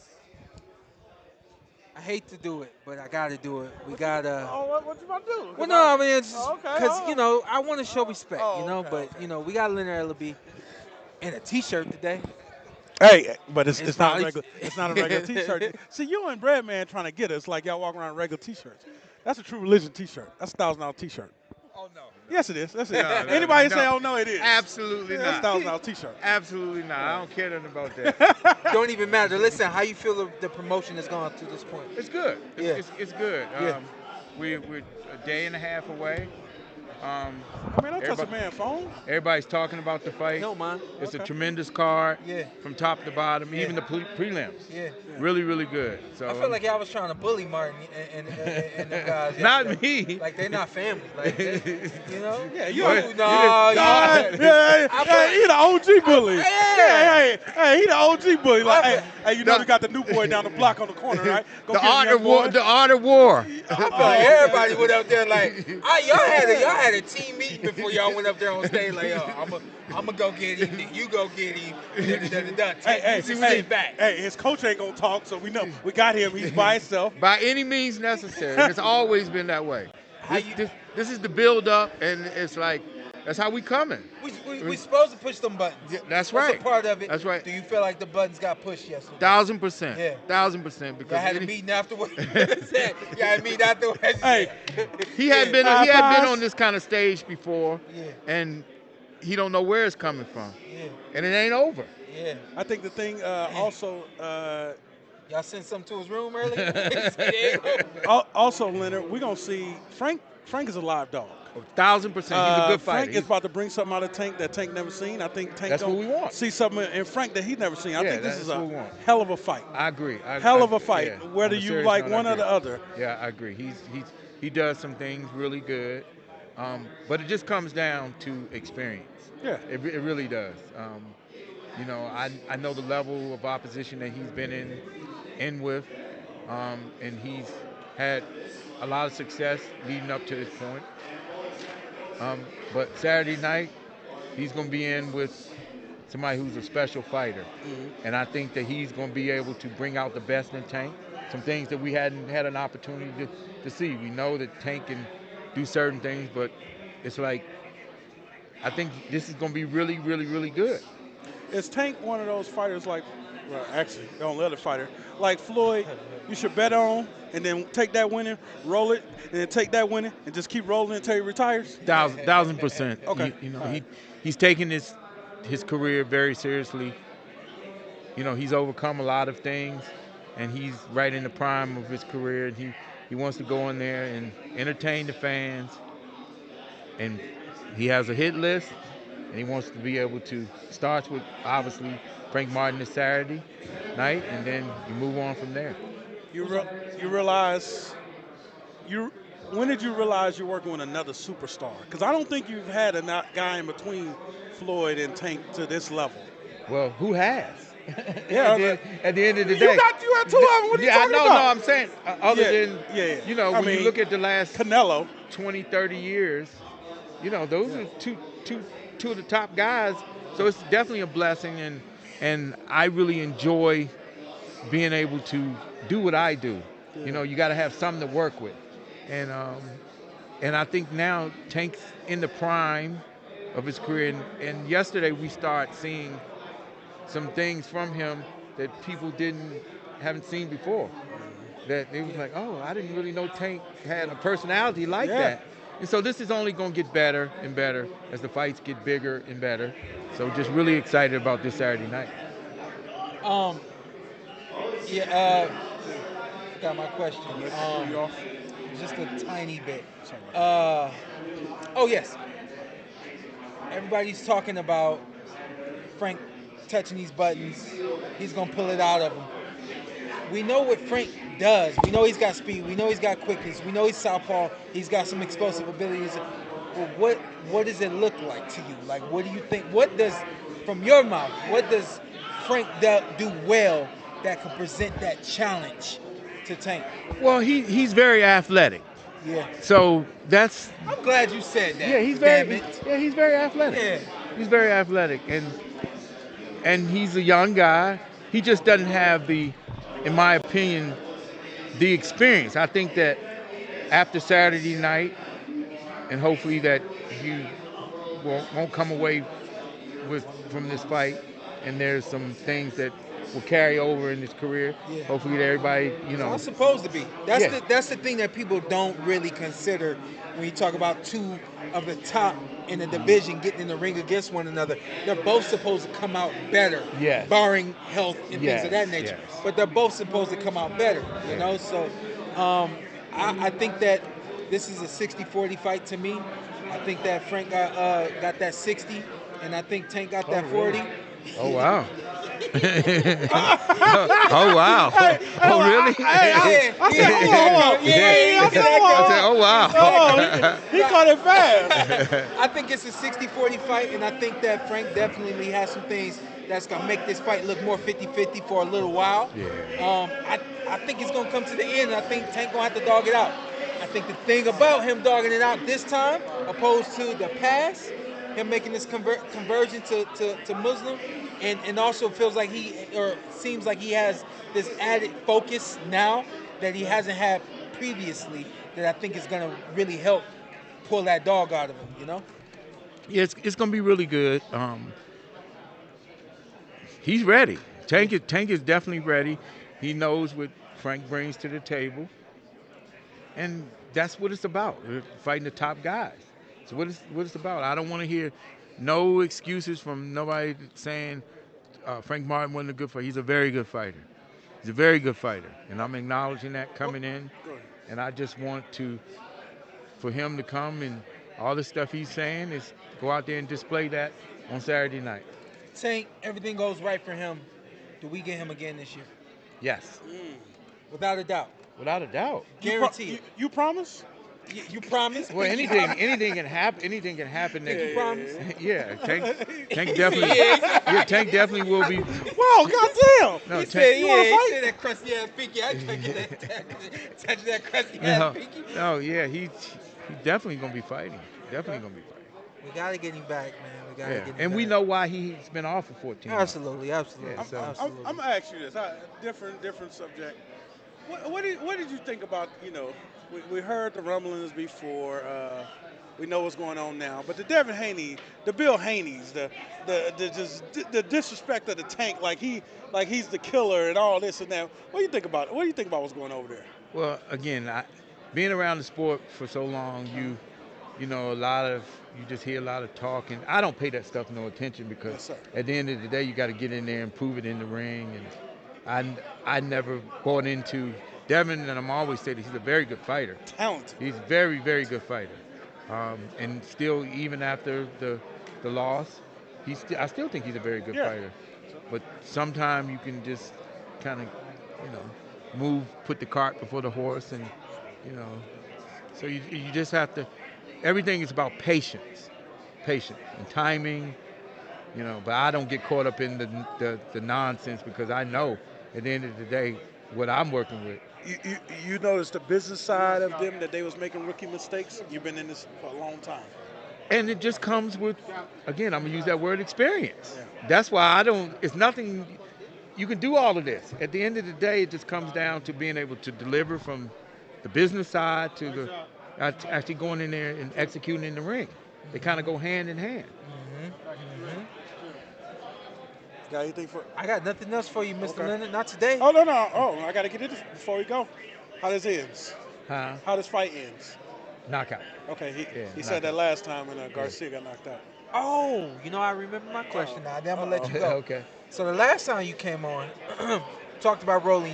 You gave us some insight on Rolly that I think the world never would have ever expected from Rolly. Oh, yeah. Is there something in the connection between you and Tank? You know what I mean? Is there something special there with you guys, you know, part of your friendship, your relationship, outside of the business that makes it special? Most definitely.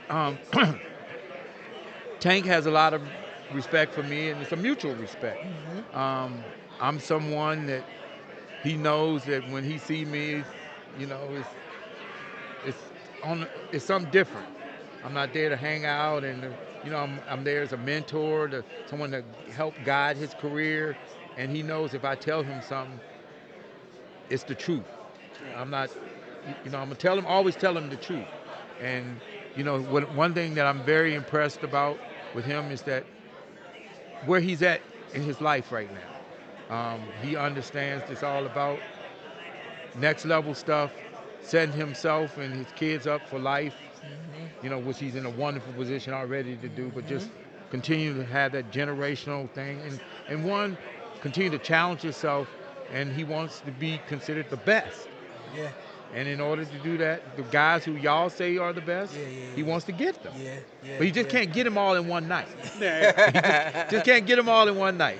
But he's going to have the opportunity to get, if y'all say this guy's the best, that's who he wants to fight. Yes, sir. Well, Mr. Ellaby, we appreciate your time. Always, sir. Blessings, brother. Always. We're going to bring you into the studio soon, too. Oh, yeah, most definitely. Love to come. Perfect. Love Thank to you. come. Thank you. Love Thank to you. come. Love to come. Leonard Ellaby, everybody. The living legend. With some chains on. Yeah, he keeping it loose on this one. He quick for an interview.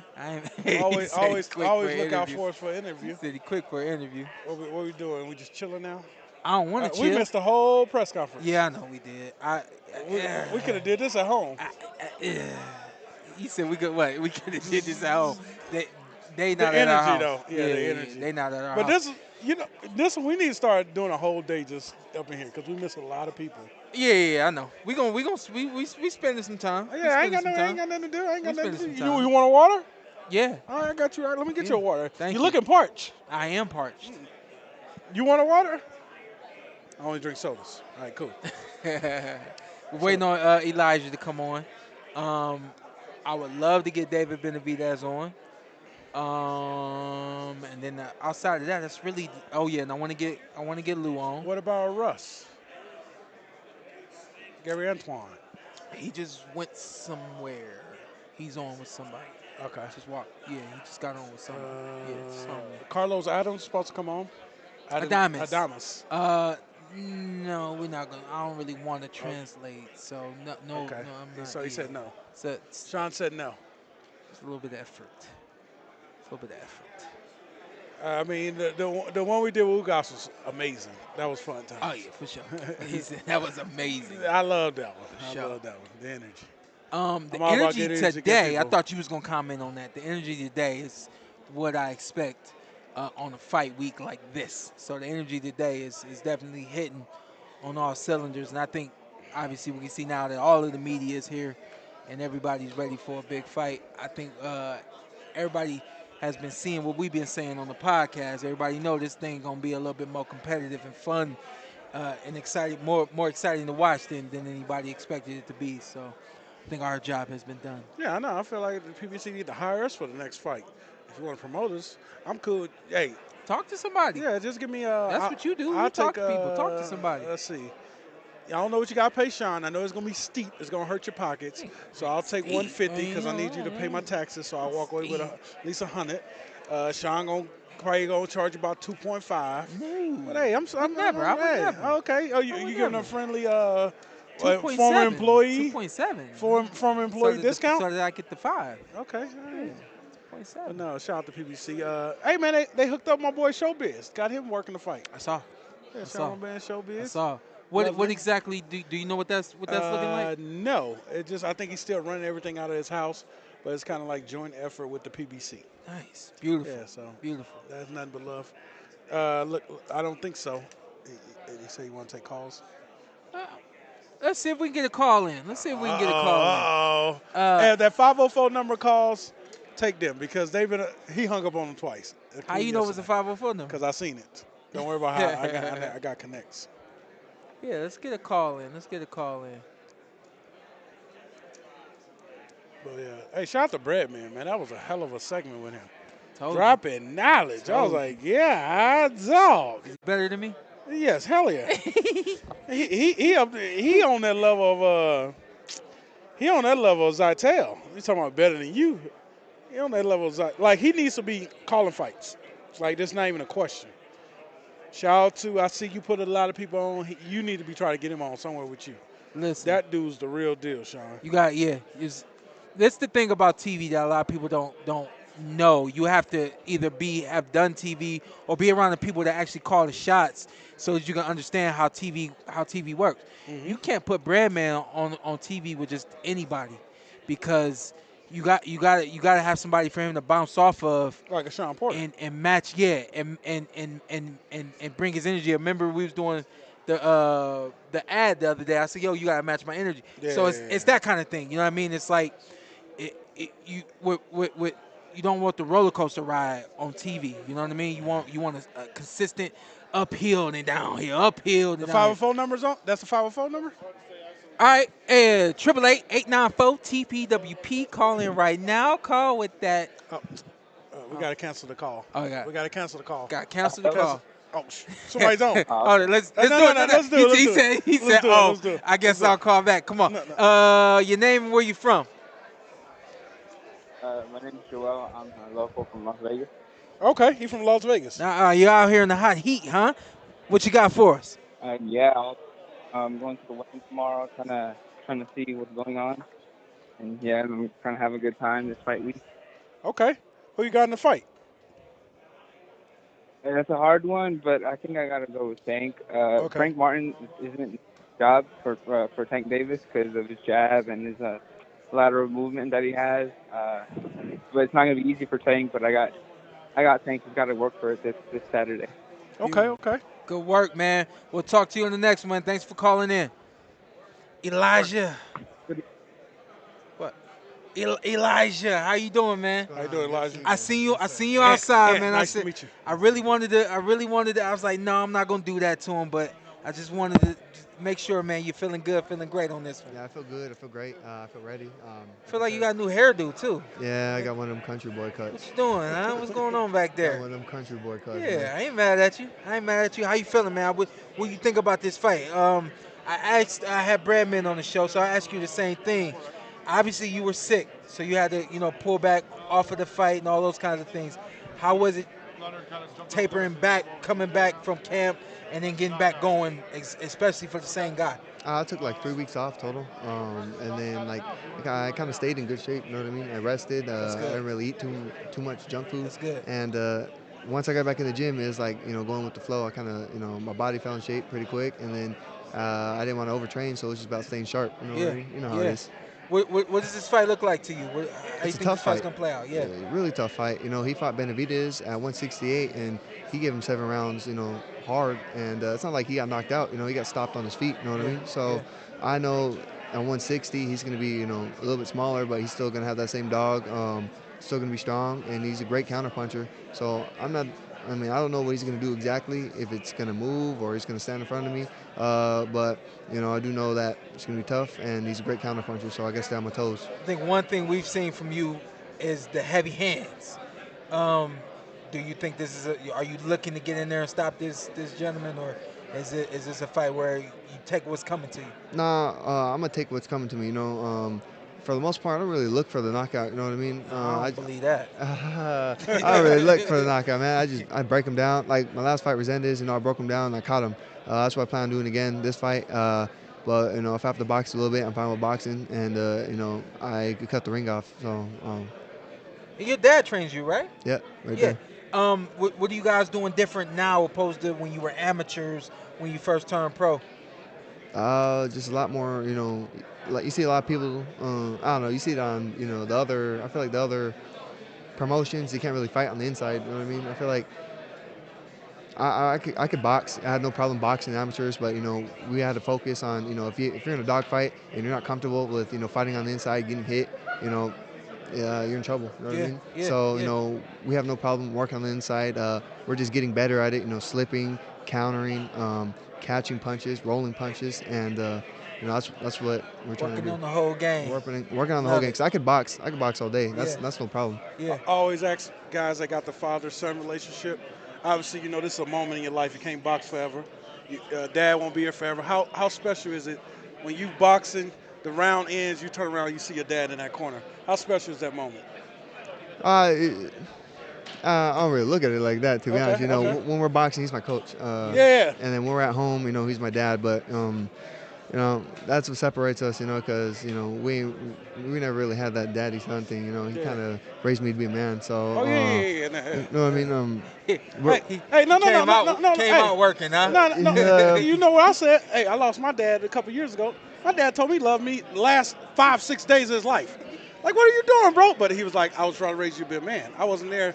So I get what you're saying. That's what, like not a lot of people know this, but, before I fought Vidal, he could have died, you know what I mean? And, that didn't really play a factor because he told me, like, you got a job to do, you know what I mean? Like, if you win this fight, you change your whole life.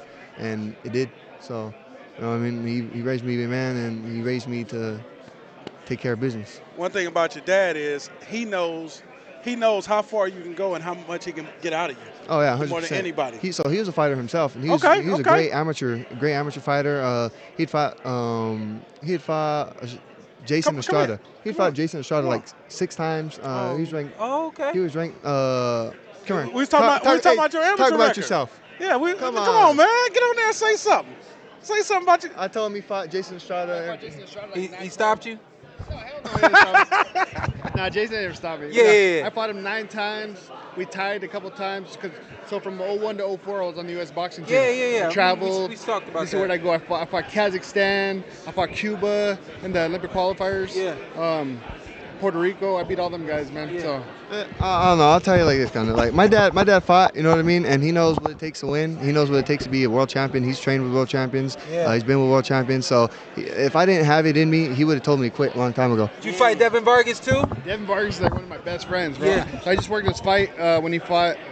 He just fought. I called Devin, man. He's crazy. Devin fought. But no, he's a good friend of mine. He was my roommate. Him, Vicente Escobedo, they were my roommates. So but like he was saying, just because I fought doesn't make me a coach automatically. You know what I mean? It took like me going to the amateurs with him, taking him to all these tournaments, and then once he wanted to turn pro, I had to say, man, he beat everybody like that was in his weight group. So I had to get better myself as a coach because I had to learn.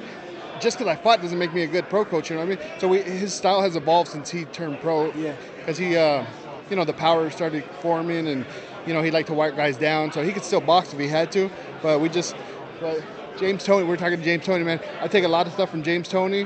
Andre Ward. We use a lot of that stuff in his training, and that's how that's how it came That's about. that's where he's at now. So it's not like I didn't do nothing special. I just had to learn myself. You know what I mean? Because I never coached fighters before. So obviously my dad has, so I learned a lot from him. But I think that's what the problem with a lot of coaches. Like I'm not scared to like say I'm learning stuff. You know what I mean? I'm still learning as a coach, and I want to get better. And we'll practice stuff in the gym. But he's the kind of fighter that, like in a fight, I could be like, hey, let's try doing this, and he'll do it. You know what I mean? So he's just I'd have to do it in the ring, and him just watching me do it, and he could do it in the fight, man. So he picks up. So I talked to your son, and he kind of had to say, me and Shawn both had tough, hardcore dads. My dad used to have me up at 5 in the morning for no reason. I'm like, I get it now, but it's just like, I know you're proud of your son every time he does something. You probably don't say it, show it as much, but I told him, I'm like, how important it is, how special is it for you to be able to train your son? I know he said you when you guys in the ring, I'm not your dad, I'm your coach. I'm his coach, man. It's all like we don't even talk about boxing at home unless we're watching boxing. You know what I mean? Like, we don't talk boxing at home. Like my dad trained me as well, so it was like boxing all the time. He'd wake me up at 4 in the morning. I got home one time. It was 4 in the morning. Woke me up at 5 to go running. Like for what? Like then I had to drive for what? I had to drive 3 hours. He said, you're fighting in Yuma, whatever. We had to drive over there. He lied. There was nobody to fight me. I was number 1 in the country, like number 2 in the country. Ain't nobody there gonna fight me. We got there. Just drove over there. I had to drive back. I had to drive back. No, it was a smoker. Oh, okay. I had to drive back. He said they have a guy wants to fight you. We're gonna fight him. So I had to drive back. Everybody's asleep while I'm driving. But so, anyways, we don't talk about boxing for the most part.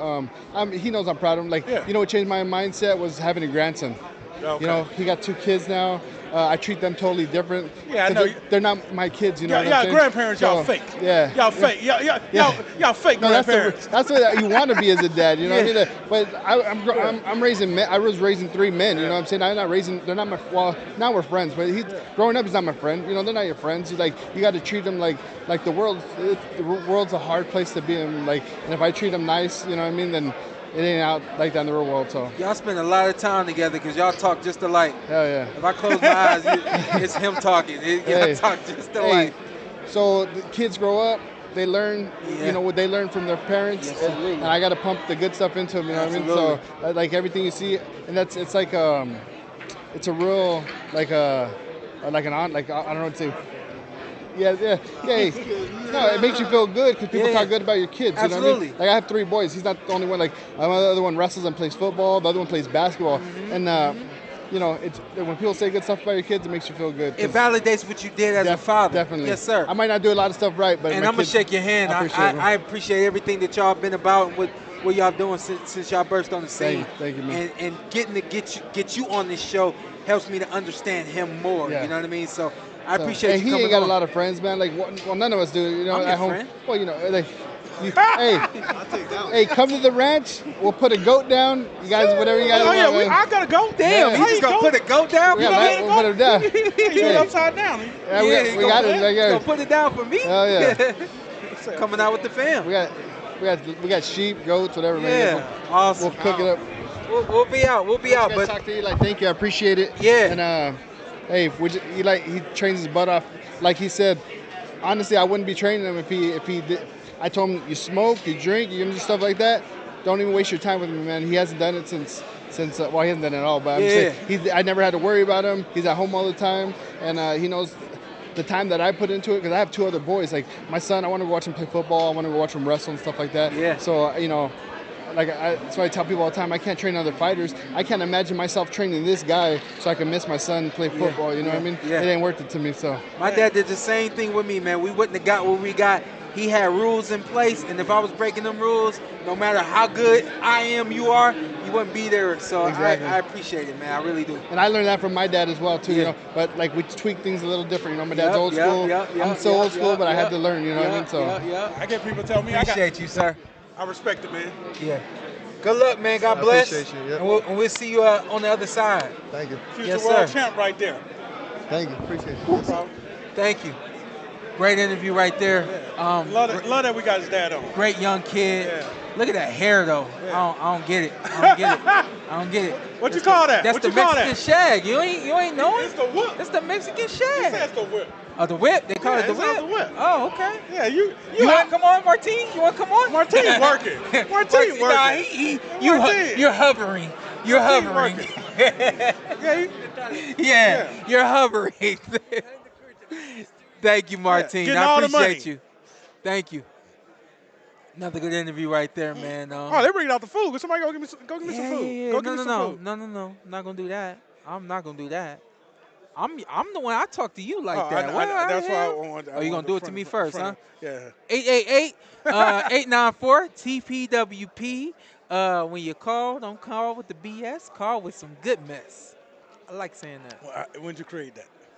On the spot yesterday. Yesterday. Yeah, on the I spot ain't hear it yesterday. Okay. Yeah.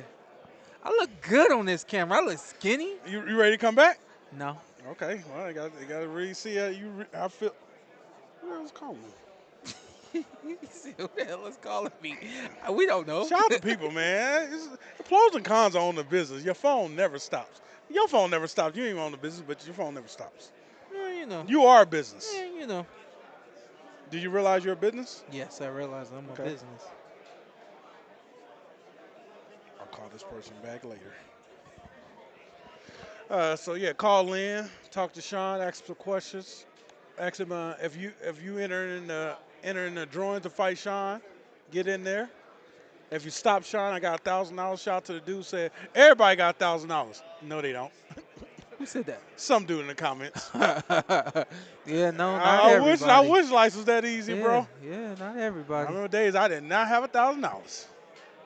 You know, do you think you're gonna get to a point where you're gonna have to convince your children that you're not rich? You think you're gonna get there? I'm not rich. Do you think you're gonna get there to a point where you're gonna have to tell your kids like, hey, no, I know we got it, but no. I got to tell their mom that right now. Jesus. This is who we got? This is who we got in the queue? I like it. 330. Where's 330 from? All right. State your name and where you're from, and we'll go from there. 330. Ain't that you guys? 330's Ohio's? Yeah, they ain't my dad. That ain't my dad. No, I'm saying that's somebody you know. Yeah, they ain't nobody I know. Yes, it is. No. Hey, Shawn. Oh, it's his phone. My bad. Nope, don't hear nothing. We got Maybe it's the 208. audio. The Benavides family moving around. Huh? They hung up. Let's see if we can get another one in. My apologies, y'all. So we just getting this thing going. Most of y'all who've been watching all of these shows know that this is something new. So we working out some kinks on the spot, learning on the job. We got Mr. Espinoza. He's hovering as well. What's your phone number for when people call and you hang up on them? What's your phone number? You don't want to give your phone number? I was trying to get y'all the producer's phone number so y'all can cuss him out. Hey, yo, somebody put the question in, who would have won, Canelo or Lights Out Tony? That's a hell of a fight. That's a hell of a fight. Is somebody getting knocked out? Prime, yes. Prime Tony, prime Canelo.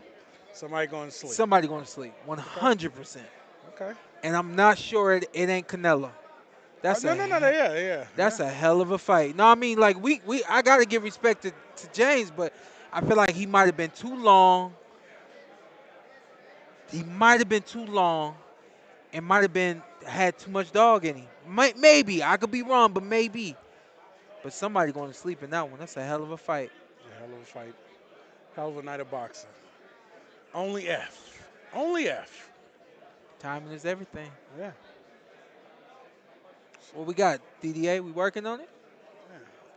Nobody calling there. He hanging up on everybody. The food here too. So DDA, what they got to eat? Smell like some Rasta pasta. DDA, you eating? You gonna eat? I was gonna hit up DDA and say, you want to go to breakfast this morning? I knew you would have said no. Where you go? I had to go to the doctor's appointment. Who? Doctor's appointment. So where did you go after the Chick-fil-A. appointment? Oh. You ain't going nowhere. Shout out to Ugas. That's the closest thing you can get to home cooking, fast food. Okay. Okay. Vosnik, Alexander Vosnik. He said big. he wants to bring him on. He said if you want him, let him know. The Nail. His nickname is the Nail. He big. So hey, nail in the 175? coffin. 6'2". Yeah. Nail in the coffin. Yeah. Is this gonna be the biggest Is guy? that what that is? Yeah. Dang. No, I don't know, but I like it though.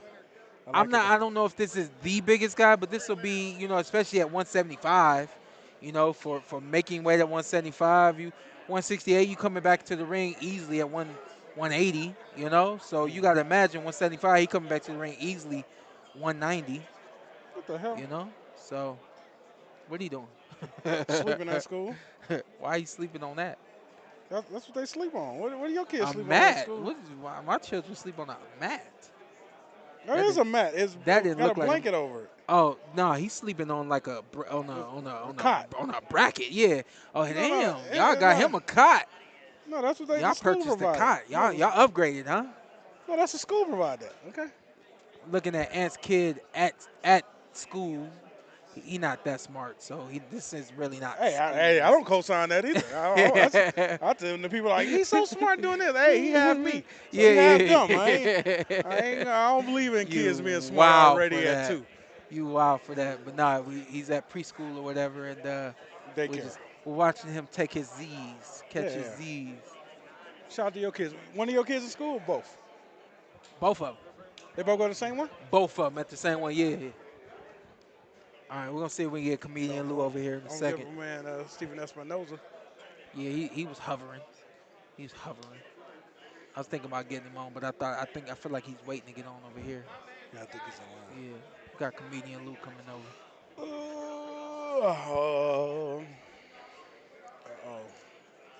Hey, can you put the camera on him real quick? Never mind. He on his way. No.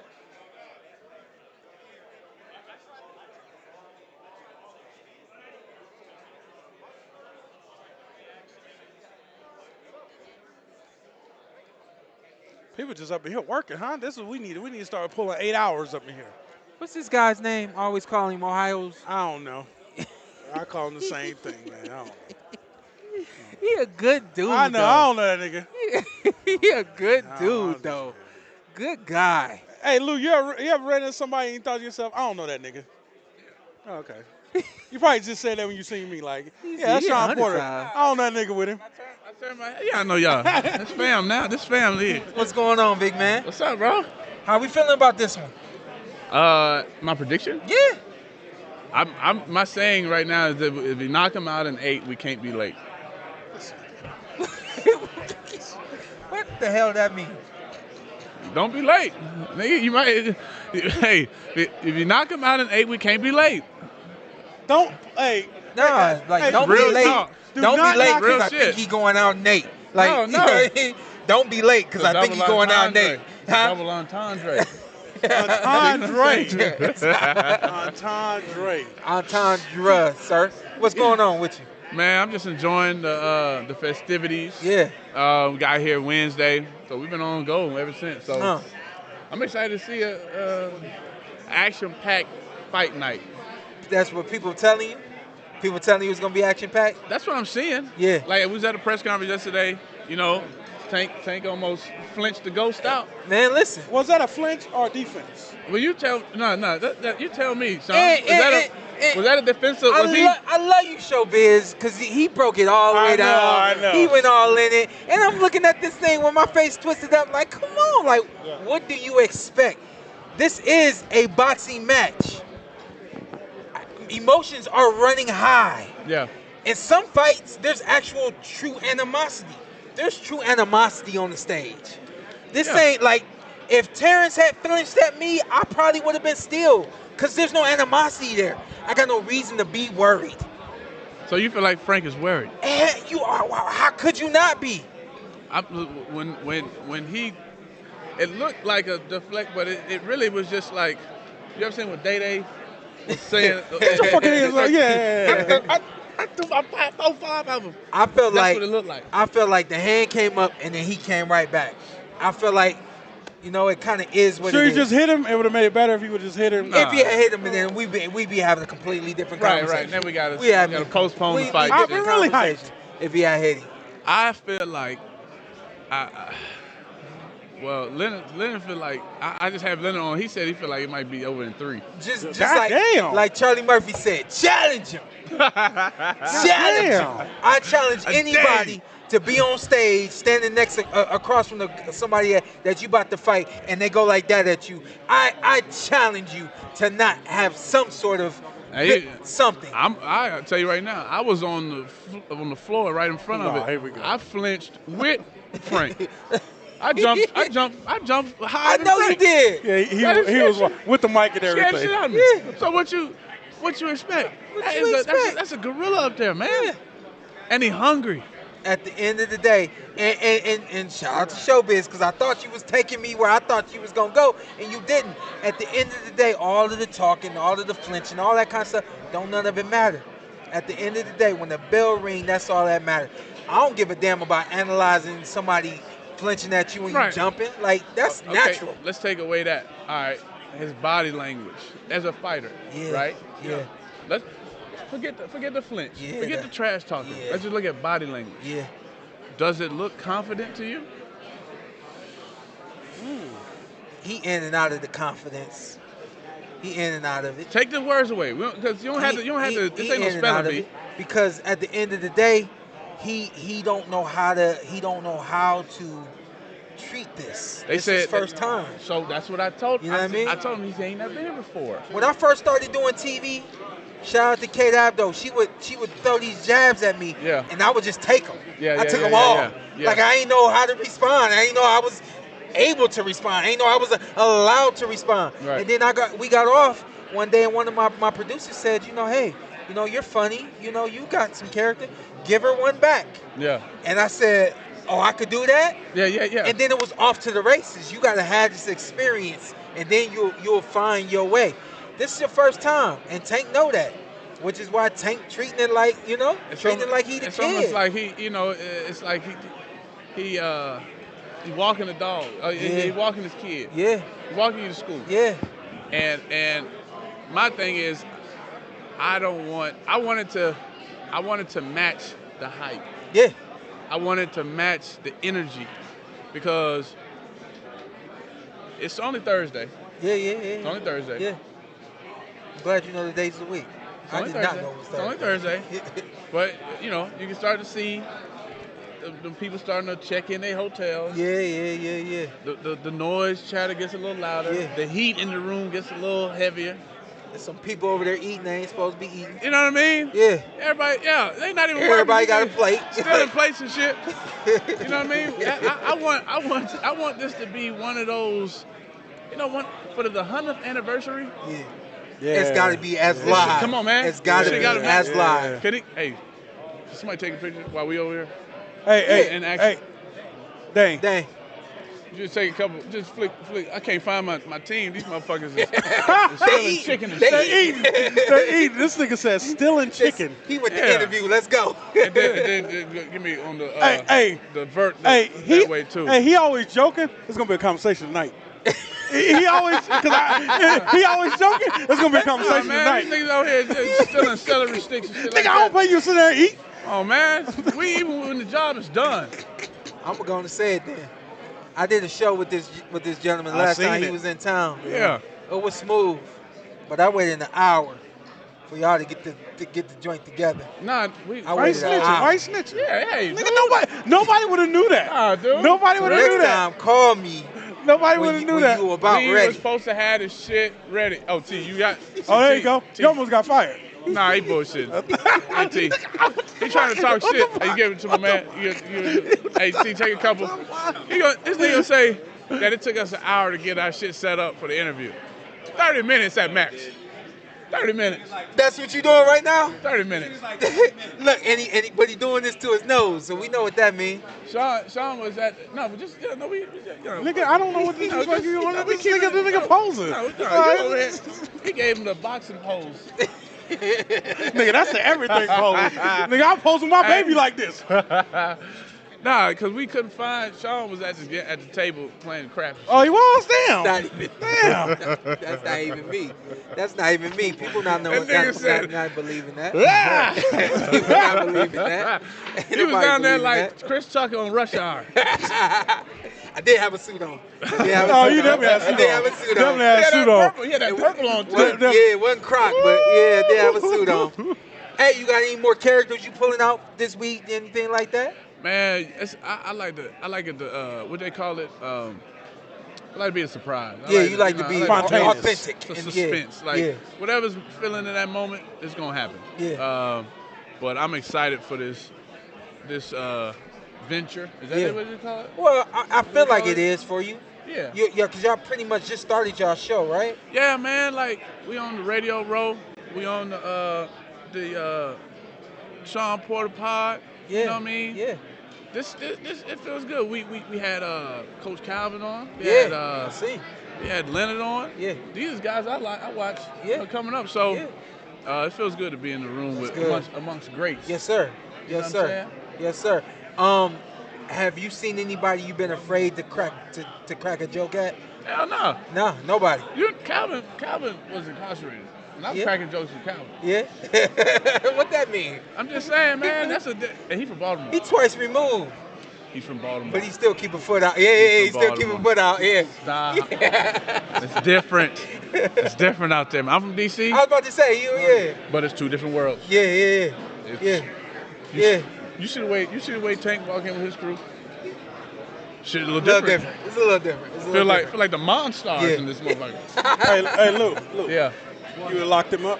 On the field? Yeah, coming out the backfield. Oh, not on the ring. Hey, no. Oh, yeah. On the backfield. Running the wheel. He was running back. Oh, yeah. You locked him up? He wouldn't have cut that shit? I was corner. You locked that shit up? Like one went away and then I had to take the What was your 40? halfback. What was your 40? 4.38. Oh, you running 4.38? Hey, Luke, you gonna let 4.43 high. You gonna let Shawn catch it or you gonna bang it? I'm gonna pick it. Oh, damn. I want to pick that because see, I'm already here.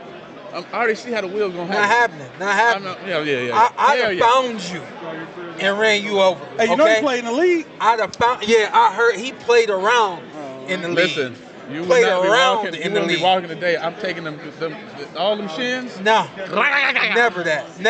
Deion style.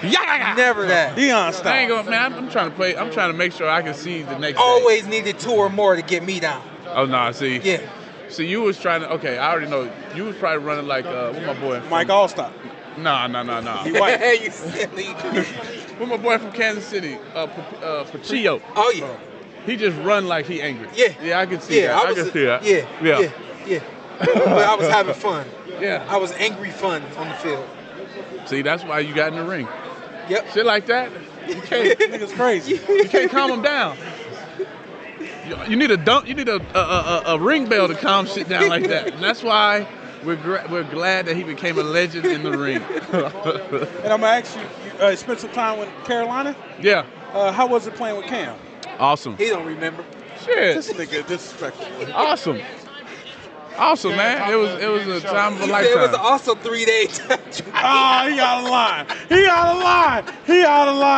It was an awesome 3 years. Don't do me. I got my picture. Okay. That's what's up. I'm vested. Now, if you'd asked me about Baltimore and Arizona shit, I'd have told you 3 days. Okay? You asked me about the right one. So I got you. Yeah. Hey, you played over there with my boy Ben? I'll show you Ben. How was that? Oh yeah. Oh, Mud. That's my guy. That's my brother. He coach right here now. That's like my brother. That's my. I ain't know you asked Mud about me. You know he coached at Gorman. I didn't know that. He from the Mud? Bishop Gorman? Yeah. He the DB coach. We played. We used to beat their ass.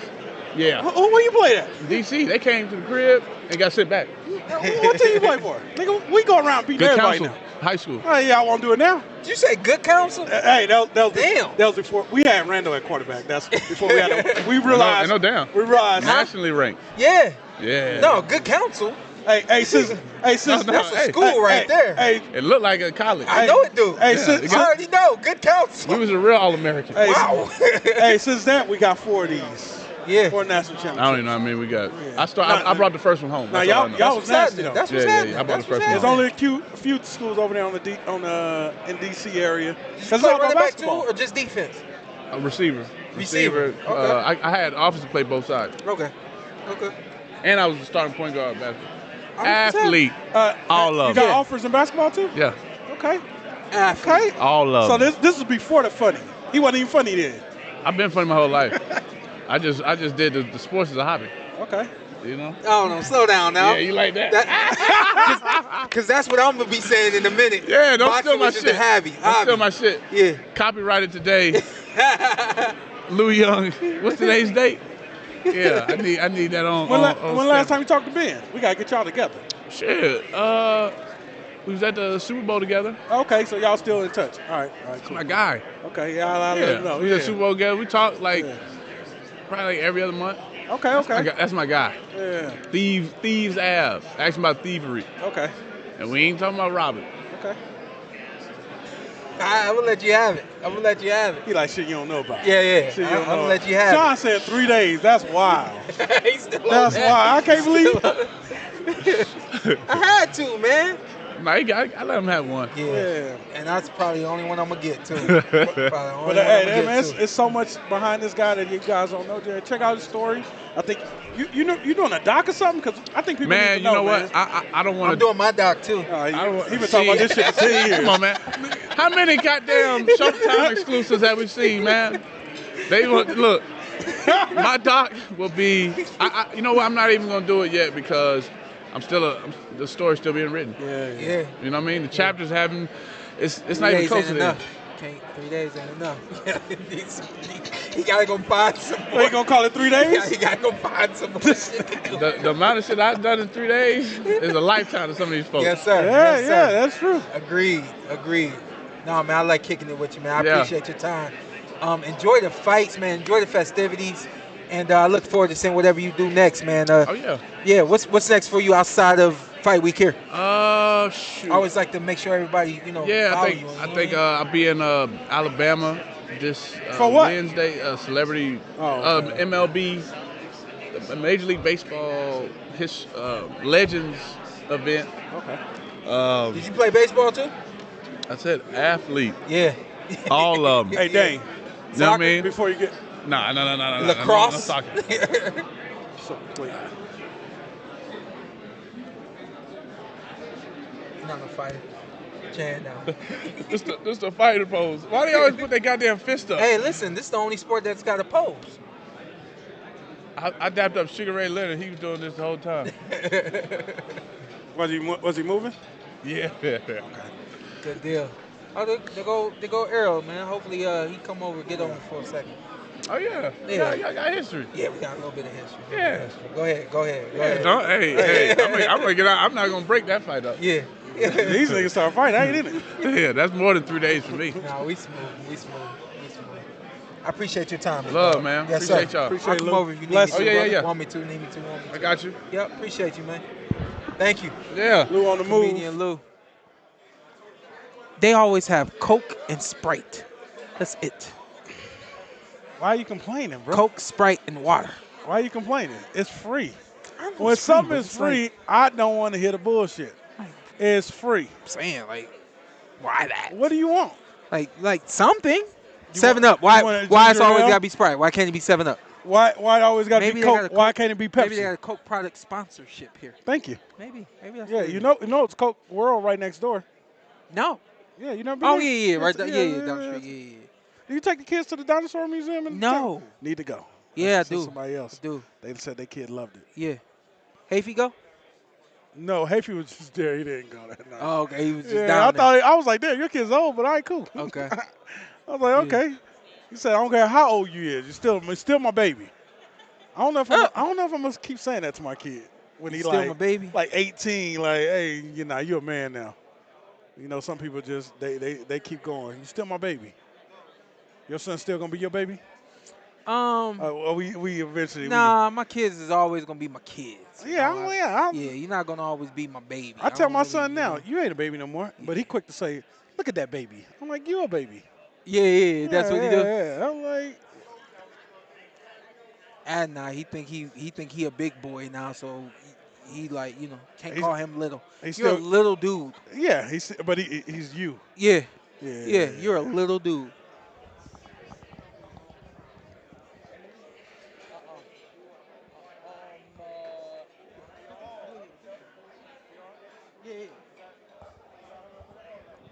Oh yeah. Yeah.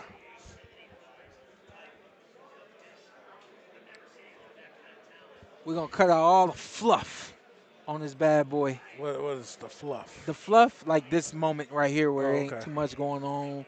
We talking about our kids, you know, Hey, that kind of man, you stuff. better respect our kids. I love them, respect them. You know. Hey, Dave. Dave. Grab something. Take a handful of food. He almost got hurt ankles. Oh, he did? Almost got hurt ankles. Kenneth is gonna bring him over here to us. Okay. Yeah, he gonna get him over here to us. Zantel, you need somewhere to sit or something? Hey, get a couple more forks and then come back over. Nah, he just fucking with you. Come on. Come jump on for a second. Eat. No. Go ahead and do the show. He don't want to eat. I do, but I want to be on the show too for a second. You can do both. I don't give a damn. Why they taking the food? Why they taking the food, Zantel? Huh? Why they taking the food? They're bringing more out. They're bringing more. Yeah, I hope so. He's that. I hope so. just Not sharp. I do need a spoon though. Yeah. You need something. Yeah. Ponder this question while you're away. Sure. Who would win while you're away? Who would win? Lights out James Toney or Canelo Alvarez? James Toney. Yeah. Damn. James Toney. He didn't even think Yeah, twice no, about that. James Toney is on his best night, and it wasn't always his best night because sometimes he would have to cut a lot of weight, like in the Roy Jones fight. And on his best night is one of the greatest fighters I've ever watched, dead or alive. And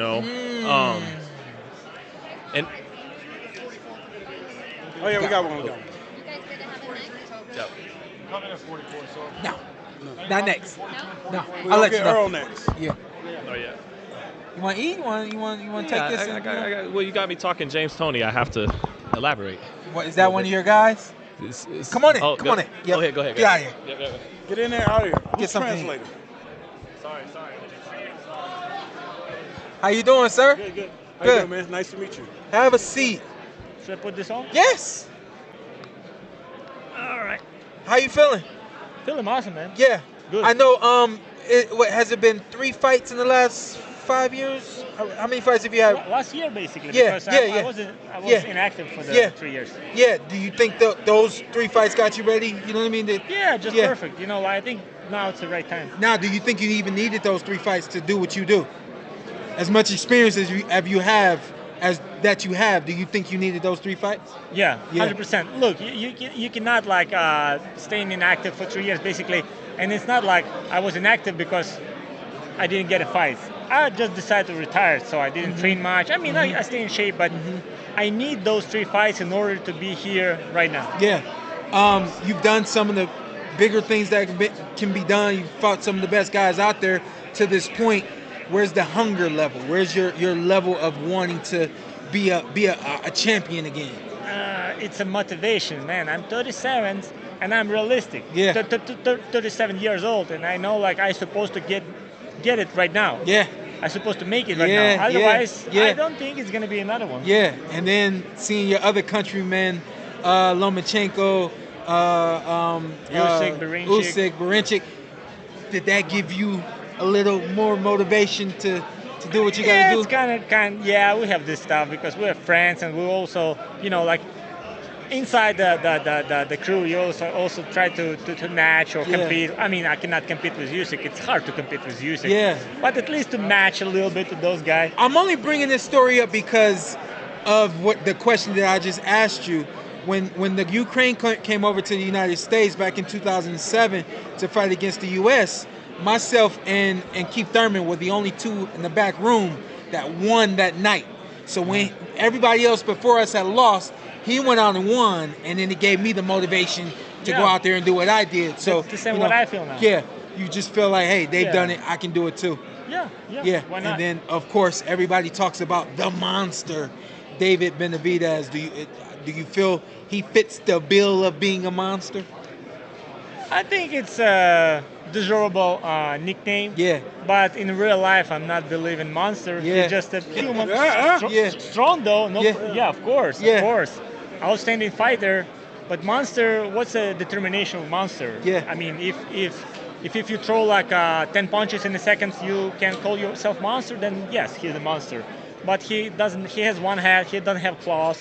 He doesn't have like some super abilities. I like it. Where did you get the nickname The Nail from? A simple, just translation of my last name. I told Shawn. God damn it, that's it. I told Shawn it's because the nail in the coffin. Yeah, that's cool. Man, what? I'm over here telling. I'm rolling my story. My story's better. Yeah, My way better. It's a terrible story. You said it's a translation of your name? Yeah. So Vosnik means nail in the nail. English? Yeah. The nail. Yeah. That's the best you got for us. The little fastener, you know, which breaks the hammers. Yeah. All right, I like it. Tough you got one. anything for him? When did you start boxing? Like, I feel like you When I was guys start early. Yeah, 10 years old. I mean, relatively early. I don't know what's early for you. I was 10 years old. Yeah, I was 8. Well, actually, I was 6. When I started boxing, I was 6. And do you? So I could kick your butt when you were 10. You fought Usyk, right? I did, yeah. And he won. In 2006, and you No, in 2007, yeah. Or 7, something Yeah. like that. I'm Yeah. like, oh, wow. Were you on that team? Oh, No, not yet. Did you see the tape? No, I didn't. Oh, damn. Because we look. God damn. I just saw it. I just saw it somewhere. I think BoxRec. Yeah. Like, what? Shawn Yeah. Porter. Like, Yeah. No way. So you fought 75 kilos? 75 kilos as an amateur, yeah. Yeah, I was a monster. He was a weight bully at 147. He was a weight bully. Yeah, man. Listen, man, I hope everything is well with you, and God bless you on fight night. Thank you, man. I'm Appreciate looking it. forward to what you're able to do. I appreciate it. I think this is gonna be a great fight. Thank you, man. God bless, man. Thank you, man. Put Bless the nail you. in the coffin from now on, all right? And bless the country. Come on, y'all on the road, man. You got to keep it going. Good luck. My man said it's just my last name. Fun. That's fun. I like that. I like that. What Porter means in Spanish? Listen, all right. I just know what porters are. All right. What are porters? We transport stuff. All right. We gets it done. Let's see. I feel like we got everybody I want. Obviously, David. Hopefully, David comes this way. And Arrow as well. So, hopefully, Arrow comes this way. We'll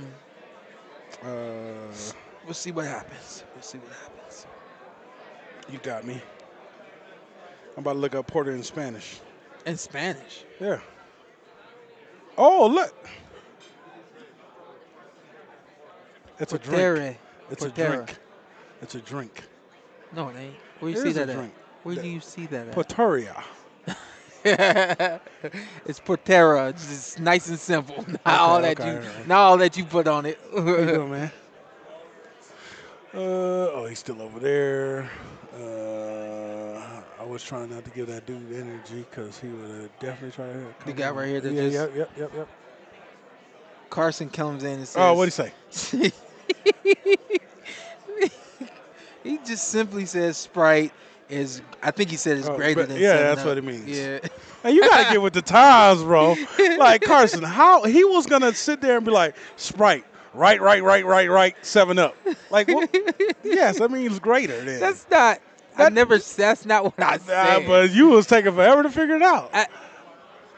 Man, not what I said. Give my man some aqua hydration. Man, listen, I gotta use the bathroom, man. I've been holding it all day. Hey, do what you gotta do. Earl Spence is right there. Listen, we gonna get him next. Let's see if he comes through.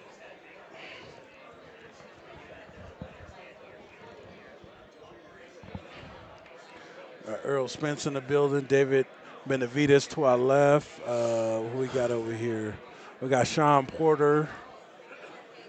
Shawn Zartel went to eat somewhere. First time, I've never seen Shawn like chill at one of these places. You said chill? Yeah, just chill. Oh yeah. I've never. Yeah. That was just a moment to eat. He probably ain't ate in 3 days. Yeah, knowing Zartel. Yeah. What's that? Thursday? This started on Tuesday. Yeah, he ain't ate in 3 days. Mm-hmm. So that's how that goes for him. Team Benavides, they deep. What's the biggest teams you ever had for your fight? I'm guessing the Earl fight. Your team was Come real jump on big. real quick, Tommy. I'm Hey, out of line, huh? Come on, Out of come on. line. No, never that. Come on. I just, we was. Hey, we was had Thomas conversing. looking like a groupie or something like. It was tough. Trying to cut. Thomas, you was waiting for a picture or something? That's crazy. Waiting for a whole picture, man. Listen, I had Gary Russell man. on earlier, and we were talking about some of the people and the amateurs that don't get as far as we've gotten as pros. I certainly consider you to be one of those guys out there that at one point as an amateur you were looked at as being one of the top dogs as a pro, and then of course you turn pro, the business happens, things don't really go the way that it goes, or doesn't go the way that you expect it to go. But when I talked to you yesterday, he was like, man, what you want me to? I said, yo, you know boxing. Just come on and talk boxing. You know what I mean? Yeah, I love And boxing, man. I was just about to say, and you love it. You know what I mean? Right, So right. I know you go back with Arrow and a lot of the other guys. Shoot, me and you go back for real. Yes, sir. Do we go back further than you and Earl? Y'all the same. 12, 11, 12? No, yeah. I met you first. I 11 was to 12 11. Yeah. Where's that Kansas City? You was fighting the under 19s. I was in the ringside tournament. Yep. Wow. So we did. Yeah, we go that's back a a little long ways. time, man. Yeah. Have you been on any like podcast shows and stuff like that? At this point in time, I was actually doing a podcast with some guys from the barbershop, and I stopped doing it because my work schedule and things like that. But I do a handful when people ask. Like if you ask, I'll hop on you, my fam. So I look out. By all means, I love talking boxing anyway. It broadens your horizon on thinking of boxing overall. So. Did you stay in here yesterday when Tank flinched at Frank? Were you in here at that point? I was here, but I was over here by you, bro. Because I was supposed to come on next. Crazy. My man was just waiting forever. Right. He told me told me come over here. I can't. I was like, all right, let me be a real one. Go over there for my boy. Well, I stood right there. I'm being a real one right now. I'm being a real one right now. I got you on. Here we go. I'm just joking, Did you man. see a video of it or anything like that? Yeah, I seen the video. A lot of people analyzing it. I just wanted your perspective again, like as a fighter. I don't think enough fighters have chimed in on, that the energy and the emotion that you're dealing with. You know what I mean? So when something like that comes at you, I felt like the response was necessary. Yes. You know what I mean? So as a fighter, as a fighter, period, you gonna stand there and let somebody hit you? Yeah. No. Yeah. It's boxing. It's hit and not get hit. Yeah. So if you don't move, only dummies gonna stand there and be tough, and them the ones that gonna end up getting knocked out. Let's be real. Yeah. So, me personally, I don't think that Frank was scared or any of that. Just in a non-biased opinion, I felt like he just reacted to the situation that took place. Yeah. He flinched back. He realized he flinched, and he acted like he was gonna swing back, but. If we being real, it's all for show. It's all for show. It's all for show. So, Thomas, I see when we was talking about the fight. I knew you wanted to get on yesterday and talk about it. How you see this fight going? What do you see in this fight? Because I know you got a different eye than the casuals. if I'm being real, let's talk about Frank first because he's, they're gonna bring him out first. We gotta talk about the champ lives if we being real. Yeah. So if we being real, Frank gonna come. Frank gonna step. He gonna bring him a hell of a fight. Frank sharp. Frank got a great jab. His defense is superb. But again, when I think about the fight and analyze it, I feel like Frank is going to push him. Like Calvin said, he's going to push his buttons. And I feel like, with that being stated, I feel like Tank is going to make the adjustments to capitalize off of what Frank is already doing. But if Frank can make those adjustments to what Tank makes, it's a great chess match. Mm-hmm. But we can't forget, Tank has that one-punch power. Yeah, like equalizer. Deontay Wilder. He has that equalizer. Yeah. So with that being stated, at any given chance, if he makes one error, one flaw, one mistake, it could be night-night. But again, we can't count Frank out because Frank could fucking fight. Mm-hmm. Excuse me. 100%. No, you good. Yeah, Frank could fight, man, and a lot of people writing him off. I'm just excited, 100th anniversary, major fight, great fight. Yeah. Great fight. Great main event and co-main. Man, yes. Co-main is going to be really good, too. You got the monster right here. Yeah. You got Tank, and you got Frank. People don't give Frank the credit he deserves. Uh-huh. And if we being real, people have yet to see the best of Tank. Yeah. And I think, like we were saying yesterday, I got Frank as a live dog. Yeah. Like, he got a shot. For sure. Yeah, for but sure. people just count him off like You can't another write him victim. off. Nah. Nah. No, he's not a victim. And He can make himself a victim, but he can make himself a challenger to the last 2-3 rounds. So I never made it to this big of a magnitude of a fight, but and everybody else know that box. When you get in there, all them lights, all them cameras, all the people, all that stuff makes a difference. So if Frank is able to adjust to that and adjust to getting touched, he'll be all right. Yeah. But if he can make the adjustments off the adjustments that Tank is making, he'll be even fine. Yeah. Because, sometimes you get in that rhythm, you get going, and you stay on that same track. It's like a song on repeat. But while Tank make his adjustments, Frank gonna have to make those adjustments as well. Agreed, 100%. That's a great analytical perspective too. Breakdown. And then what about the co-main? You know a little bit about Vosnik or no? No, I don't know that much. I just know he comes to fight. Yeah. I know that much. He's gonna come to fight. He's gamed.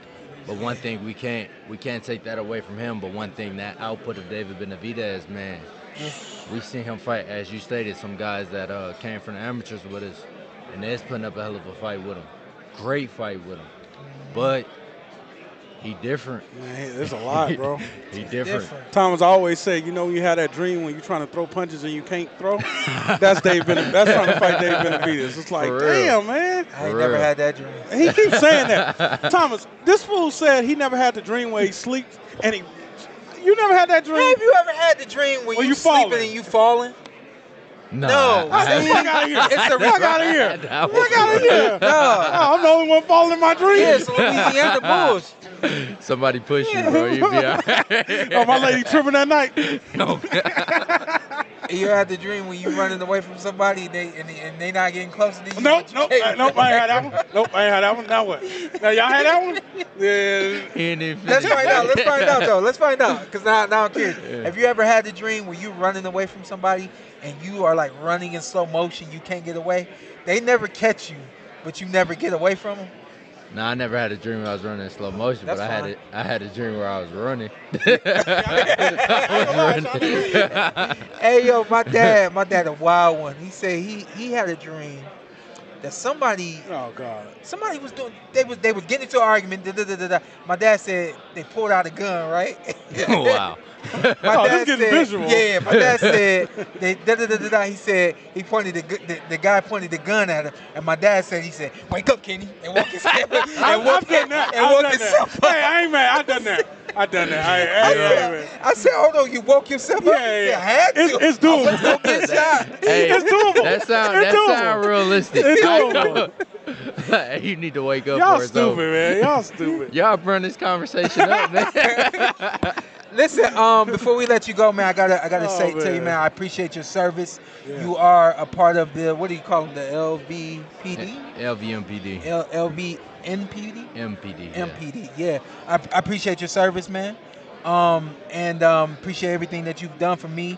And been by my side through some of the things that I've been through, big dog. Man, we go back. Yes, man, sir. You like family, bro. Yes, you sir. don't count that. Hey, it's so all if love, y'all get out of man. line in the streets, he got hands. Okay?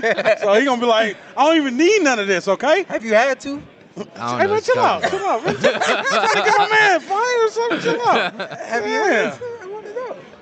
He only got to do it one time. Like, boom. Yeah. I hit a quarter. Look at him. Well, all right. Tommy, man, I appreciate your time. All and love, I'm brother. going to have you come in the studio, man. For sure. Just Yeah, let me come know. hang out with us. I'm around. Couple weeks. All right, Tommy. All right, guys. Yes, sir. Thank you. Where you want to put it at? Right here. Just Finally fine. got Tommy on. Yeah, Hey, you yeah. stood up there long enough, you know.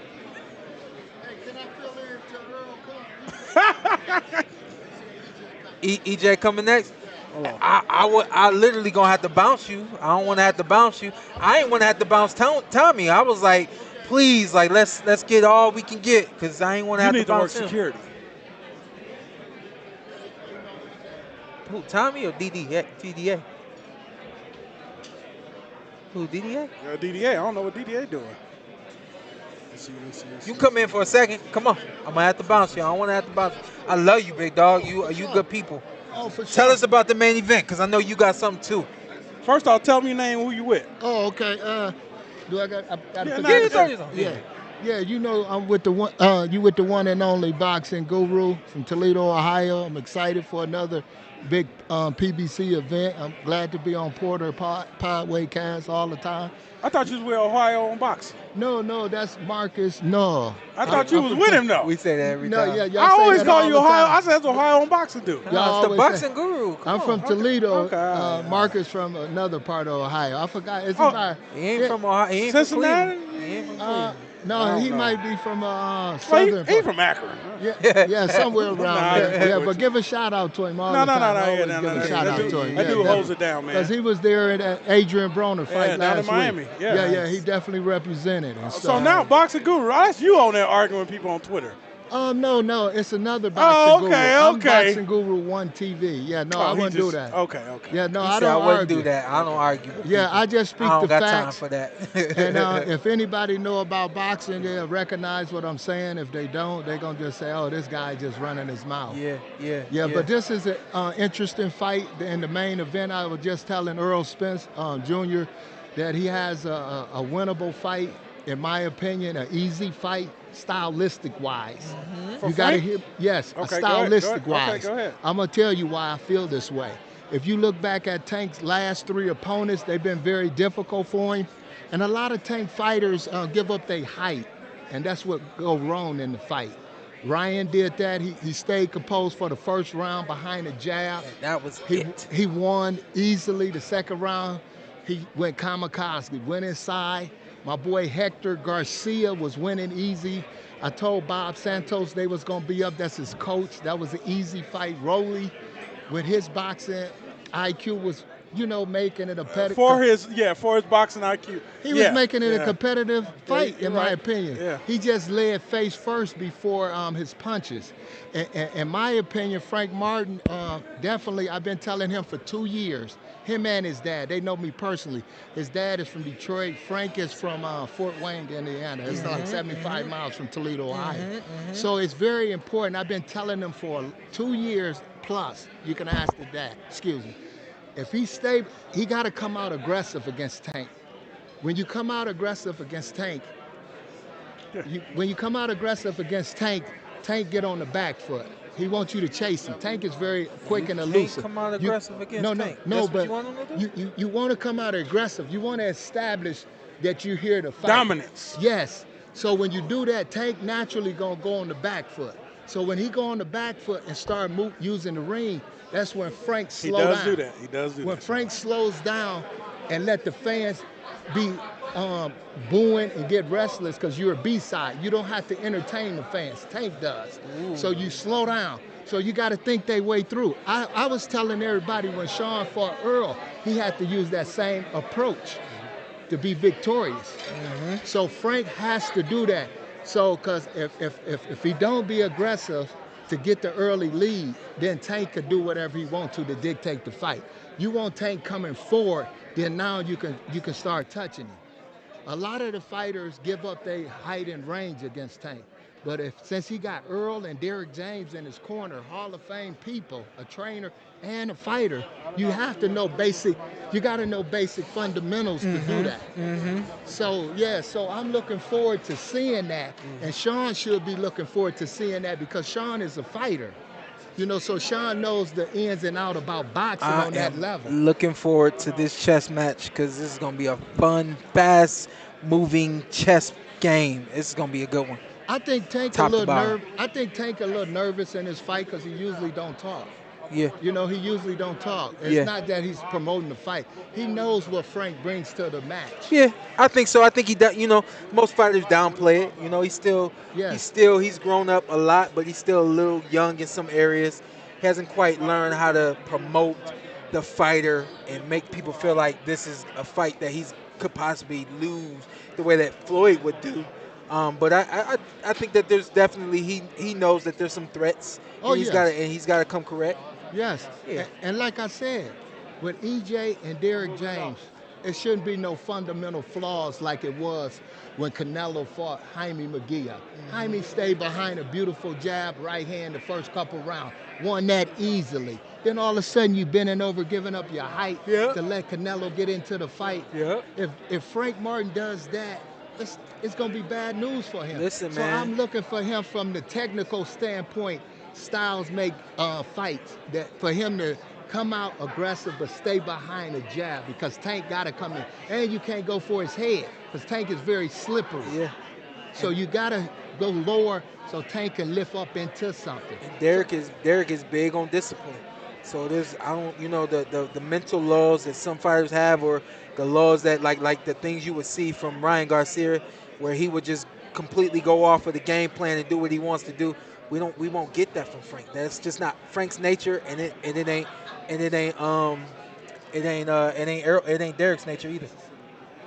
We ready? We ready? Yeah, we waiting on Earl Spence. Yeah, appreciate it. Yes, definitely. I was just holding the seat down for my guy Earl Spence, thanks to the PorterWay Podcast. But I'm definitely looking forward to, from a technical standpoint, what I just said. Yeah. Fight fans, I want y'all to watch what I'm saying. A lot of the fights that Tank won is because of bad technique. Guys giving up their height. Absolutely. Chasing. Do not chasing. Slow the fight down. You the B side. Sometimes it's beautiful being the B side. Never thought that. Never thought of that. Yes. So I'm looking forward to the big fight. Thanks, Porter. B stand for beautiful. I was always the B side. Oh man. And you represented it good. Thank you, man. Because Thank what you, you man. did. Okay. There he is. It's all you, baby. Man. Oh man. You came to the show, man. Man, yeah, I can. Hey, Earl, your number one hater? Huh? Oh yeah, for sure.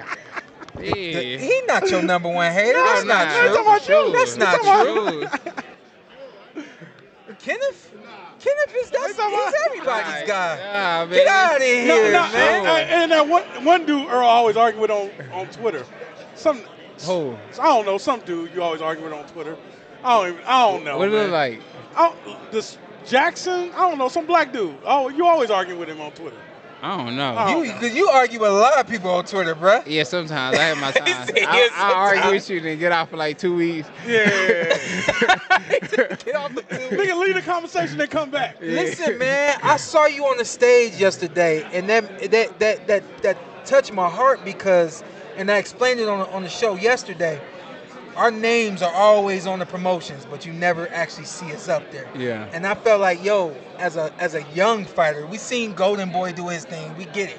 Mayweather, this is your promotion. You not up there. Leonard Ellaby is up there. Yeah. So for you to have Man Down Promotions and to be up there, I was like, yo, my man is up here representing. I really appreciated seeing that. You know what I mean? Appreciate that. I ain't even think about it like that. I gotta wear a suit next time. Yeah, gotta wear a suit next time. You trying to stake his style? Nah, I gotta show it. I'm gonna put him in the suit. He got a suit company. Nah. I'm gonna put him in the suit. Nah, look, listen. I'm gonna throw you in one. You got your thing, bro. You got your He don't like thing. your style. I'm That's gonna throw what he you said. in Nah, he gotta say though, it fit him though. Yeah. Okay. All right, cool, Whatever cool. he wear, he gonna get people talking. And I'm glad that you said that. Yeah. That's our company. That's Yeah. our line. We Yeah. fit you to fit you. Yeah. You don't have to wear anything that you ever seen me in. Yeah. We put you in something that you like, that you picked out, Oh, yeah? that you designed Okay. yourself. Okay. We fit you to fit you, and it fits you how you want it to fit you.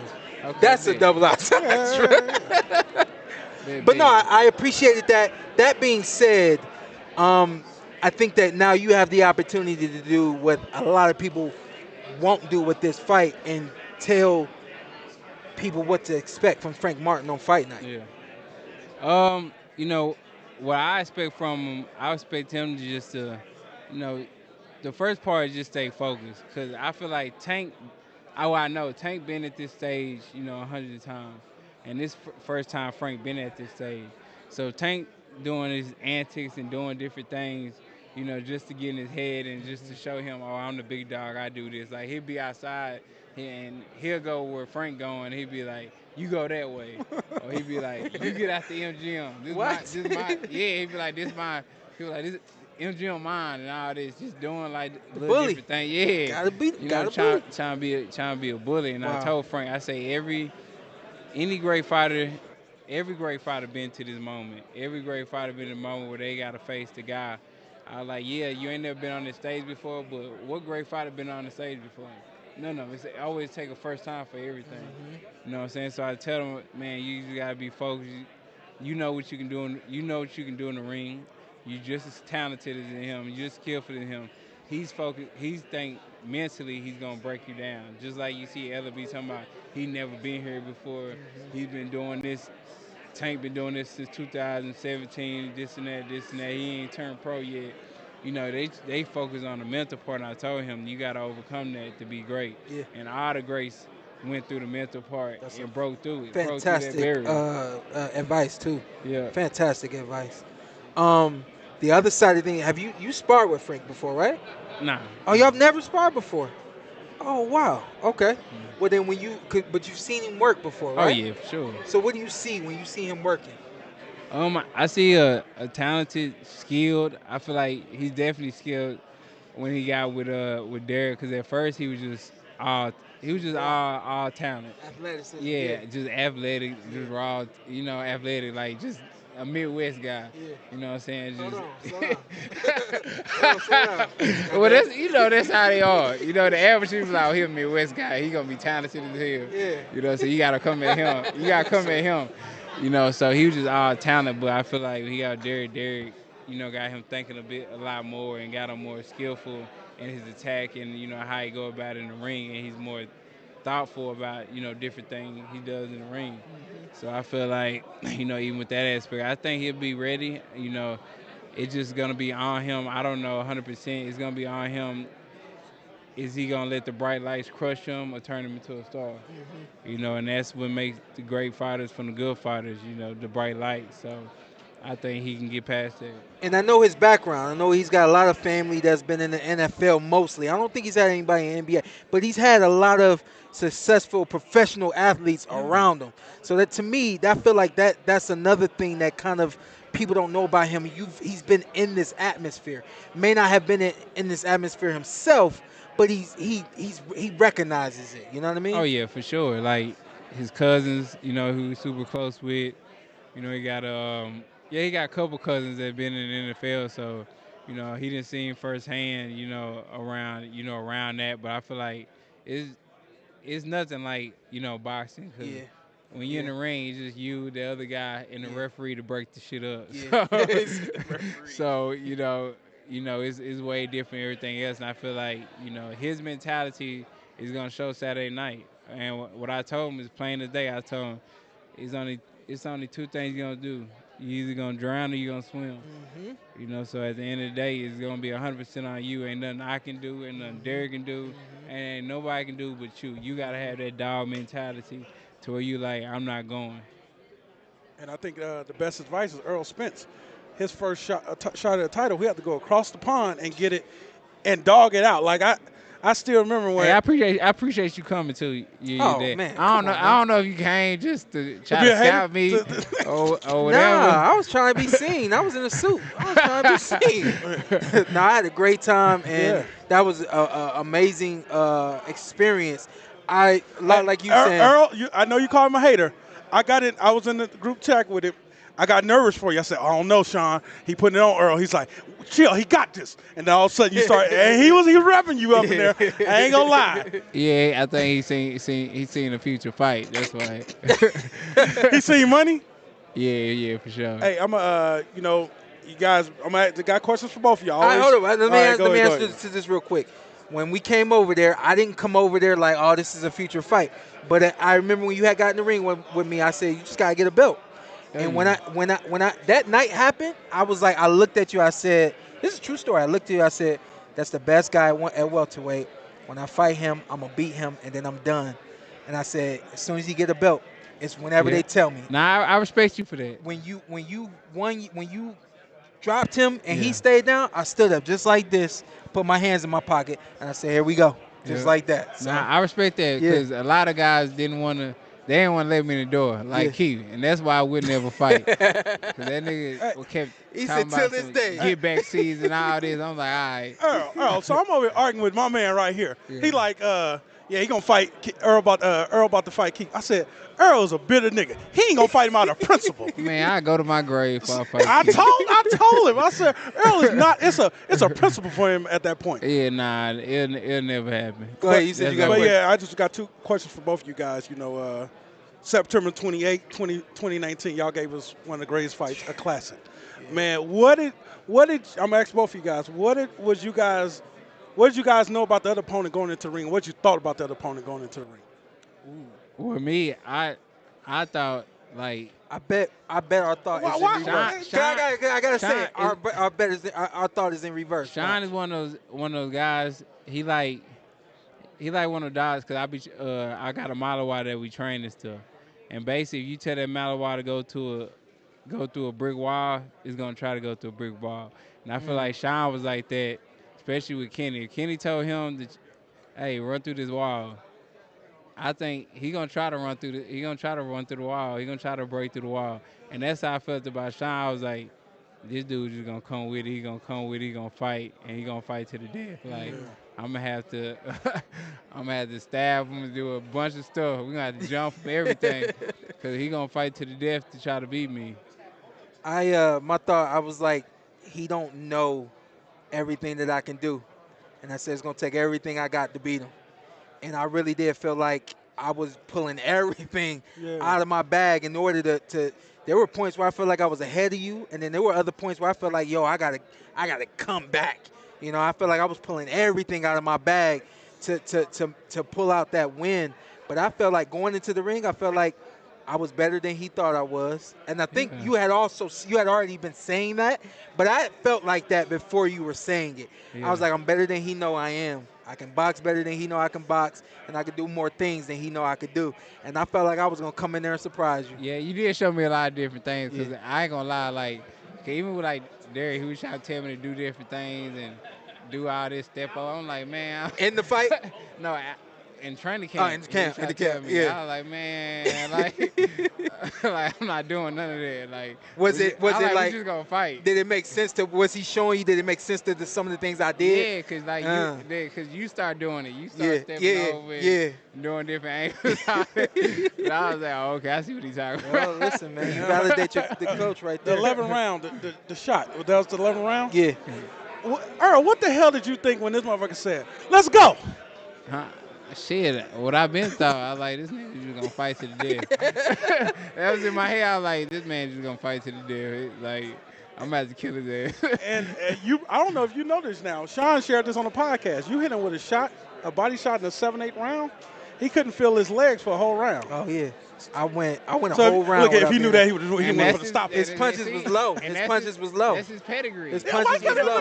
Why kept him in the nuts? His punches was low, bro. If the refs don't say nothing, yeah, you did what you was supposed to do. That ain't got nothing to do with me. Yeah. I hit you in the head, thigh. Yeah. If the ref ain't saying nothing, hey, I'm not saying nothing either. But now I went back to the corner. Like, hey, ref, I'm hitting him. I went back What to you the doing? corner, and my dad was like, "What's wrong?" I said, "Nothing." He said, "No, tell me what's wrong." I said, "Nothing." He said, "Shawn, what's wrong?" I said, I can't feel my legs. look, man, my dad, I don't know if you know about my dad. My dad looked back at you, and then he looked back at me. He said, "Yeah, he been hitting you low all night. That's their game plan." He said, "Just stop moving this round and try to, work some other things." My legs did eventually come back, and man, like honestly, man, we ended up being a hell of a I never meant fight. to do it, but I hit. If you watch my fights, I hit a lot of fighters in like they hip, and stuff like that. And I mean, the refs never said nothing. Well, we know you break people down. Yeah. This is the Earl Spence style. After that fight, did you guys realize like as soon as the fight ended, that was a classic? Man, did you know that was a classic? Like as soon as it was over? Nah. Then when I was like, obviously I'm rolling with Shawn, but after I'm like, damn, we just got one. Yeah. I'd ready go to the club. I know you wasn't. Shut up. Oh, God, I was at the club right after. Oh, God. Yeah, he was at the club. He was in the parking lot. Unreal. Yeah, He was out there wilding. Earl Spence has grown up, okay? Yeah, Earl Spence is on the farm now. Yeah. He driving, riding horseback. But, he at chilling. that time, I was clubbing. Like, people, like, it ain't no boast or anything like that, but I wasn't as wild as Adrian Bronner. Yeah. But, like to have fun. Yeah. I was young, like to have fun. I was having fun. Yeah, for sure. Before we let you go, your future. What's next for you? I don't know. I'm thinking about either fighting October, November, hopefully against Fundora. Yeah. I mean, he has a belt, so that line up against the big dog. Yeah, Samson just tried to jump me about that fight. Oh, he did? He said you giving Fundora a chance against your boy. I said, who's my boy? Against Errol. I said, is that fight made? He said, no, but if that fight happens, I said, I don't know, man. What you want me to say, man? I know who Errol Spence is, man. I used to. Sebastian Fundora was food for me as an amateur. Like when I turned pro, we came down to 47, so I wouldn't have to fight guys as big as him. Yeah. But that was food for me as an amateur. Yeah. So it's hard for me to look at him and not look at him like food. It kind of is what it is. 'Cause I mean, But he been representing himself. Yeah, he been doing his thing, Yeah. but like, man, I'm not gonna say too much. Yeah, don't say that. Yeah, he a tough night. You gotta come up. Yeah, I'm not gonna say He tall. too much about He it. tall. Yeah, he brittle. Oh, stop saying stuff. But you know, it is what it is. It's definitely gonna be a great fight because he's a guy that's gonna come forward. He's gonna fight. You know, I see him. He's trying to pest his jab out a little bit more with Tim Tszyu. I seen him. He's trying to be more disciplined. On that. But you can't teach a dog new tricks. In 2-3 fights. I do feel like when the heat get put on him, he's definitely gonna not try to get out the kitchen. He's gonna try to stay in the kitchen and fight the 5. This would be my last one for real, but I feel like you just answered my question. As we get older, we evolve, we become better, we learn how to do things a little different. Is your style going to change at all, or you just going to be you? Earl Spence. Nah, it's definitely gonna change. It's definitely gonna get, what it is getting more polished. But as far as like my style, nah, it's not changing. Cause if I smell blood, I'm gonna go get it. Yeah. I appreciate you for joining the PorterWay Podcast, Appreciate big it. dog. No problem. No We'll problem. catch you on the next one, all right? Yeah, man. Go ahead. Go ahead. Your lad, go ahead. Stay out of Porter Plata, man. Porter Plata, what? What the hell? What's that mean? What's that? You know One more time? One more time, say again? Stay out of Porter Plata, nigga. I don't know what that means. What that mean? I'll figure it out, and then I'll come back to I you. know what you're talking about. I got you. I know what you're talking about. You gonna fill me in later or what? I feel you in. Did he cuss me out? Did he cuss me out in Creole? Hey, he ain't attached to I get cussed out in dialect. He Yeah. told me, nah, you said somebody said what's up to you about somebody said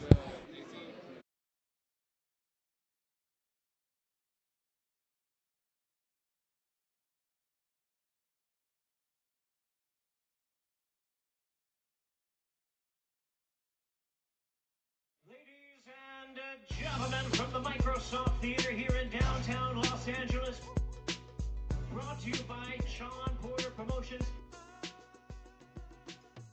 Live from Los Angeles. I said, did he cuss me out in Creole? right now. All right, DDA cut everything. All right, cool. Good interview right there. Yeah. He said, good interview right there, man. I hollered at Kenneth. I said, yo, bring him over. I hated to, text you like that. He said, yeah. He said he's just worried. He don't want to talk about the Derrick James thing. I said, I'm so far away from that, man. That ain't my style. We don't do stuff like that. Yeah. So, but hopefully, moving forward, I can get some more out of him. He loves boxing, and I would love to get into some true boxing conversation with him. I just need y'all just have it's tension between Yeah, y'all. yeah. I just need y'all to let y'all know. It is tension. I feel it. I love for y'all to watch y'all fight together. Yeah. That'd be amazing. That'd be nice. Yeah. I think I want to watch my fight back with AB.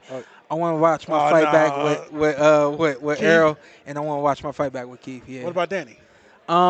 No, I want to talk to Danny about that fight. That we haven't set up that interview yet, but that's going into the documentary. So, that one, there's some other things as far as that fight goes that I feel like we both need to talk about. I think we achieved everything we wanted to achieve today. Absolutely. We out of here. Yeah, let's get out of here. This is the PorterWay Podcast. We'll We'll see be you back tomorrow. tomorrow for the weigh-in, the Yep. official weigh-in. Let me find that time for y'all. I think it's 3 o'clock, ain't it? Is DDA? it? I thought DDA knows. DDA knows. What time's the DDA don't know diddly. Everything DDA knows. DDA just made me $2,000. And that's all I can say about that. Friday, we got the weigh-in live, 3 p.m. Pacific time. And we'll be live. It's open to the public. So if you're here in Las Vegas, come on out and watch the weigh-in. I think that's inside, though, Shawn. It is inside. I believe it's here at the MGM. So nonetheless, you want to tune in to the PorterWay Podcast tomorrow, 3 p.m. Pacific time. We'll be live for the weigh-in. Appreciate you guys for checking in with us. This is the PorterWay. Ladies and gentlemen, from the microphone.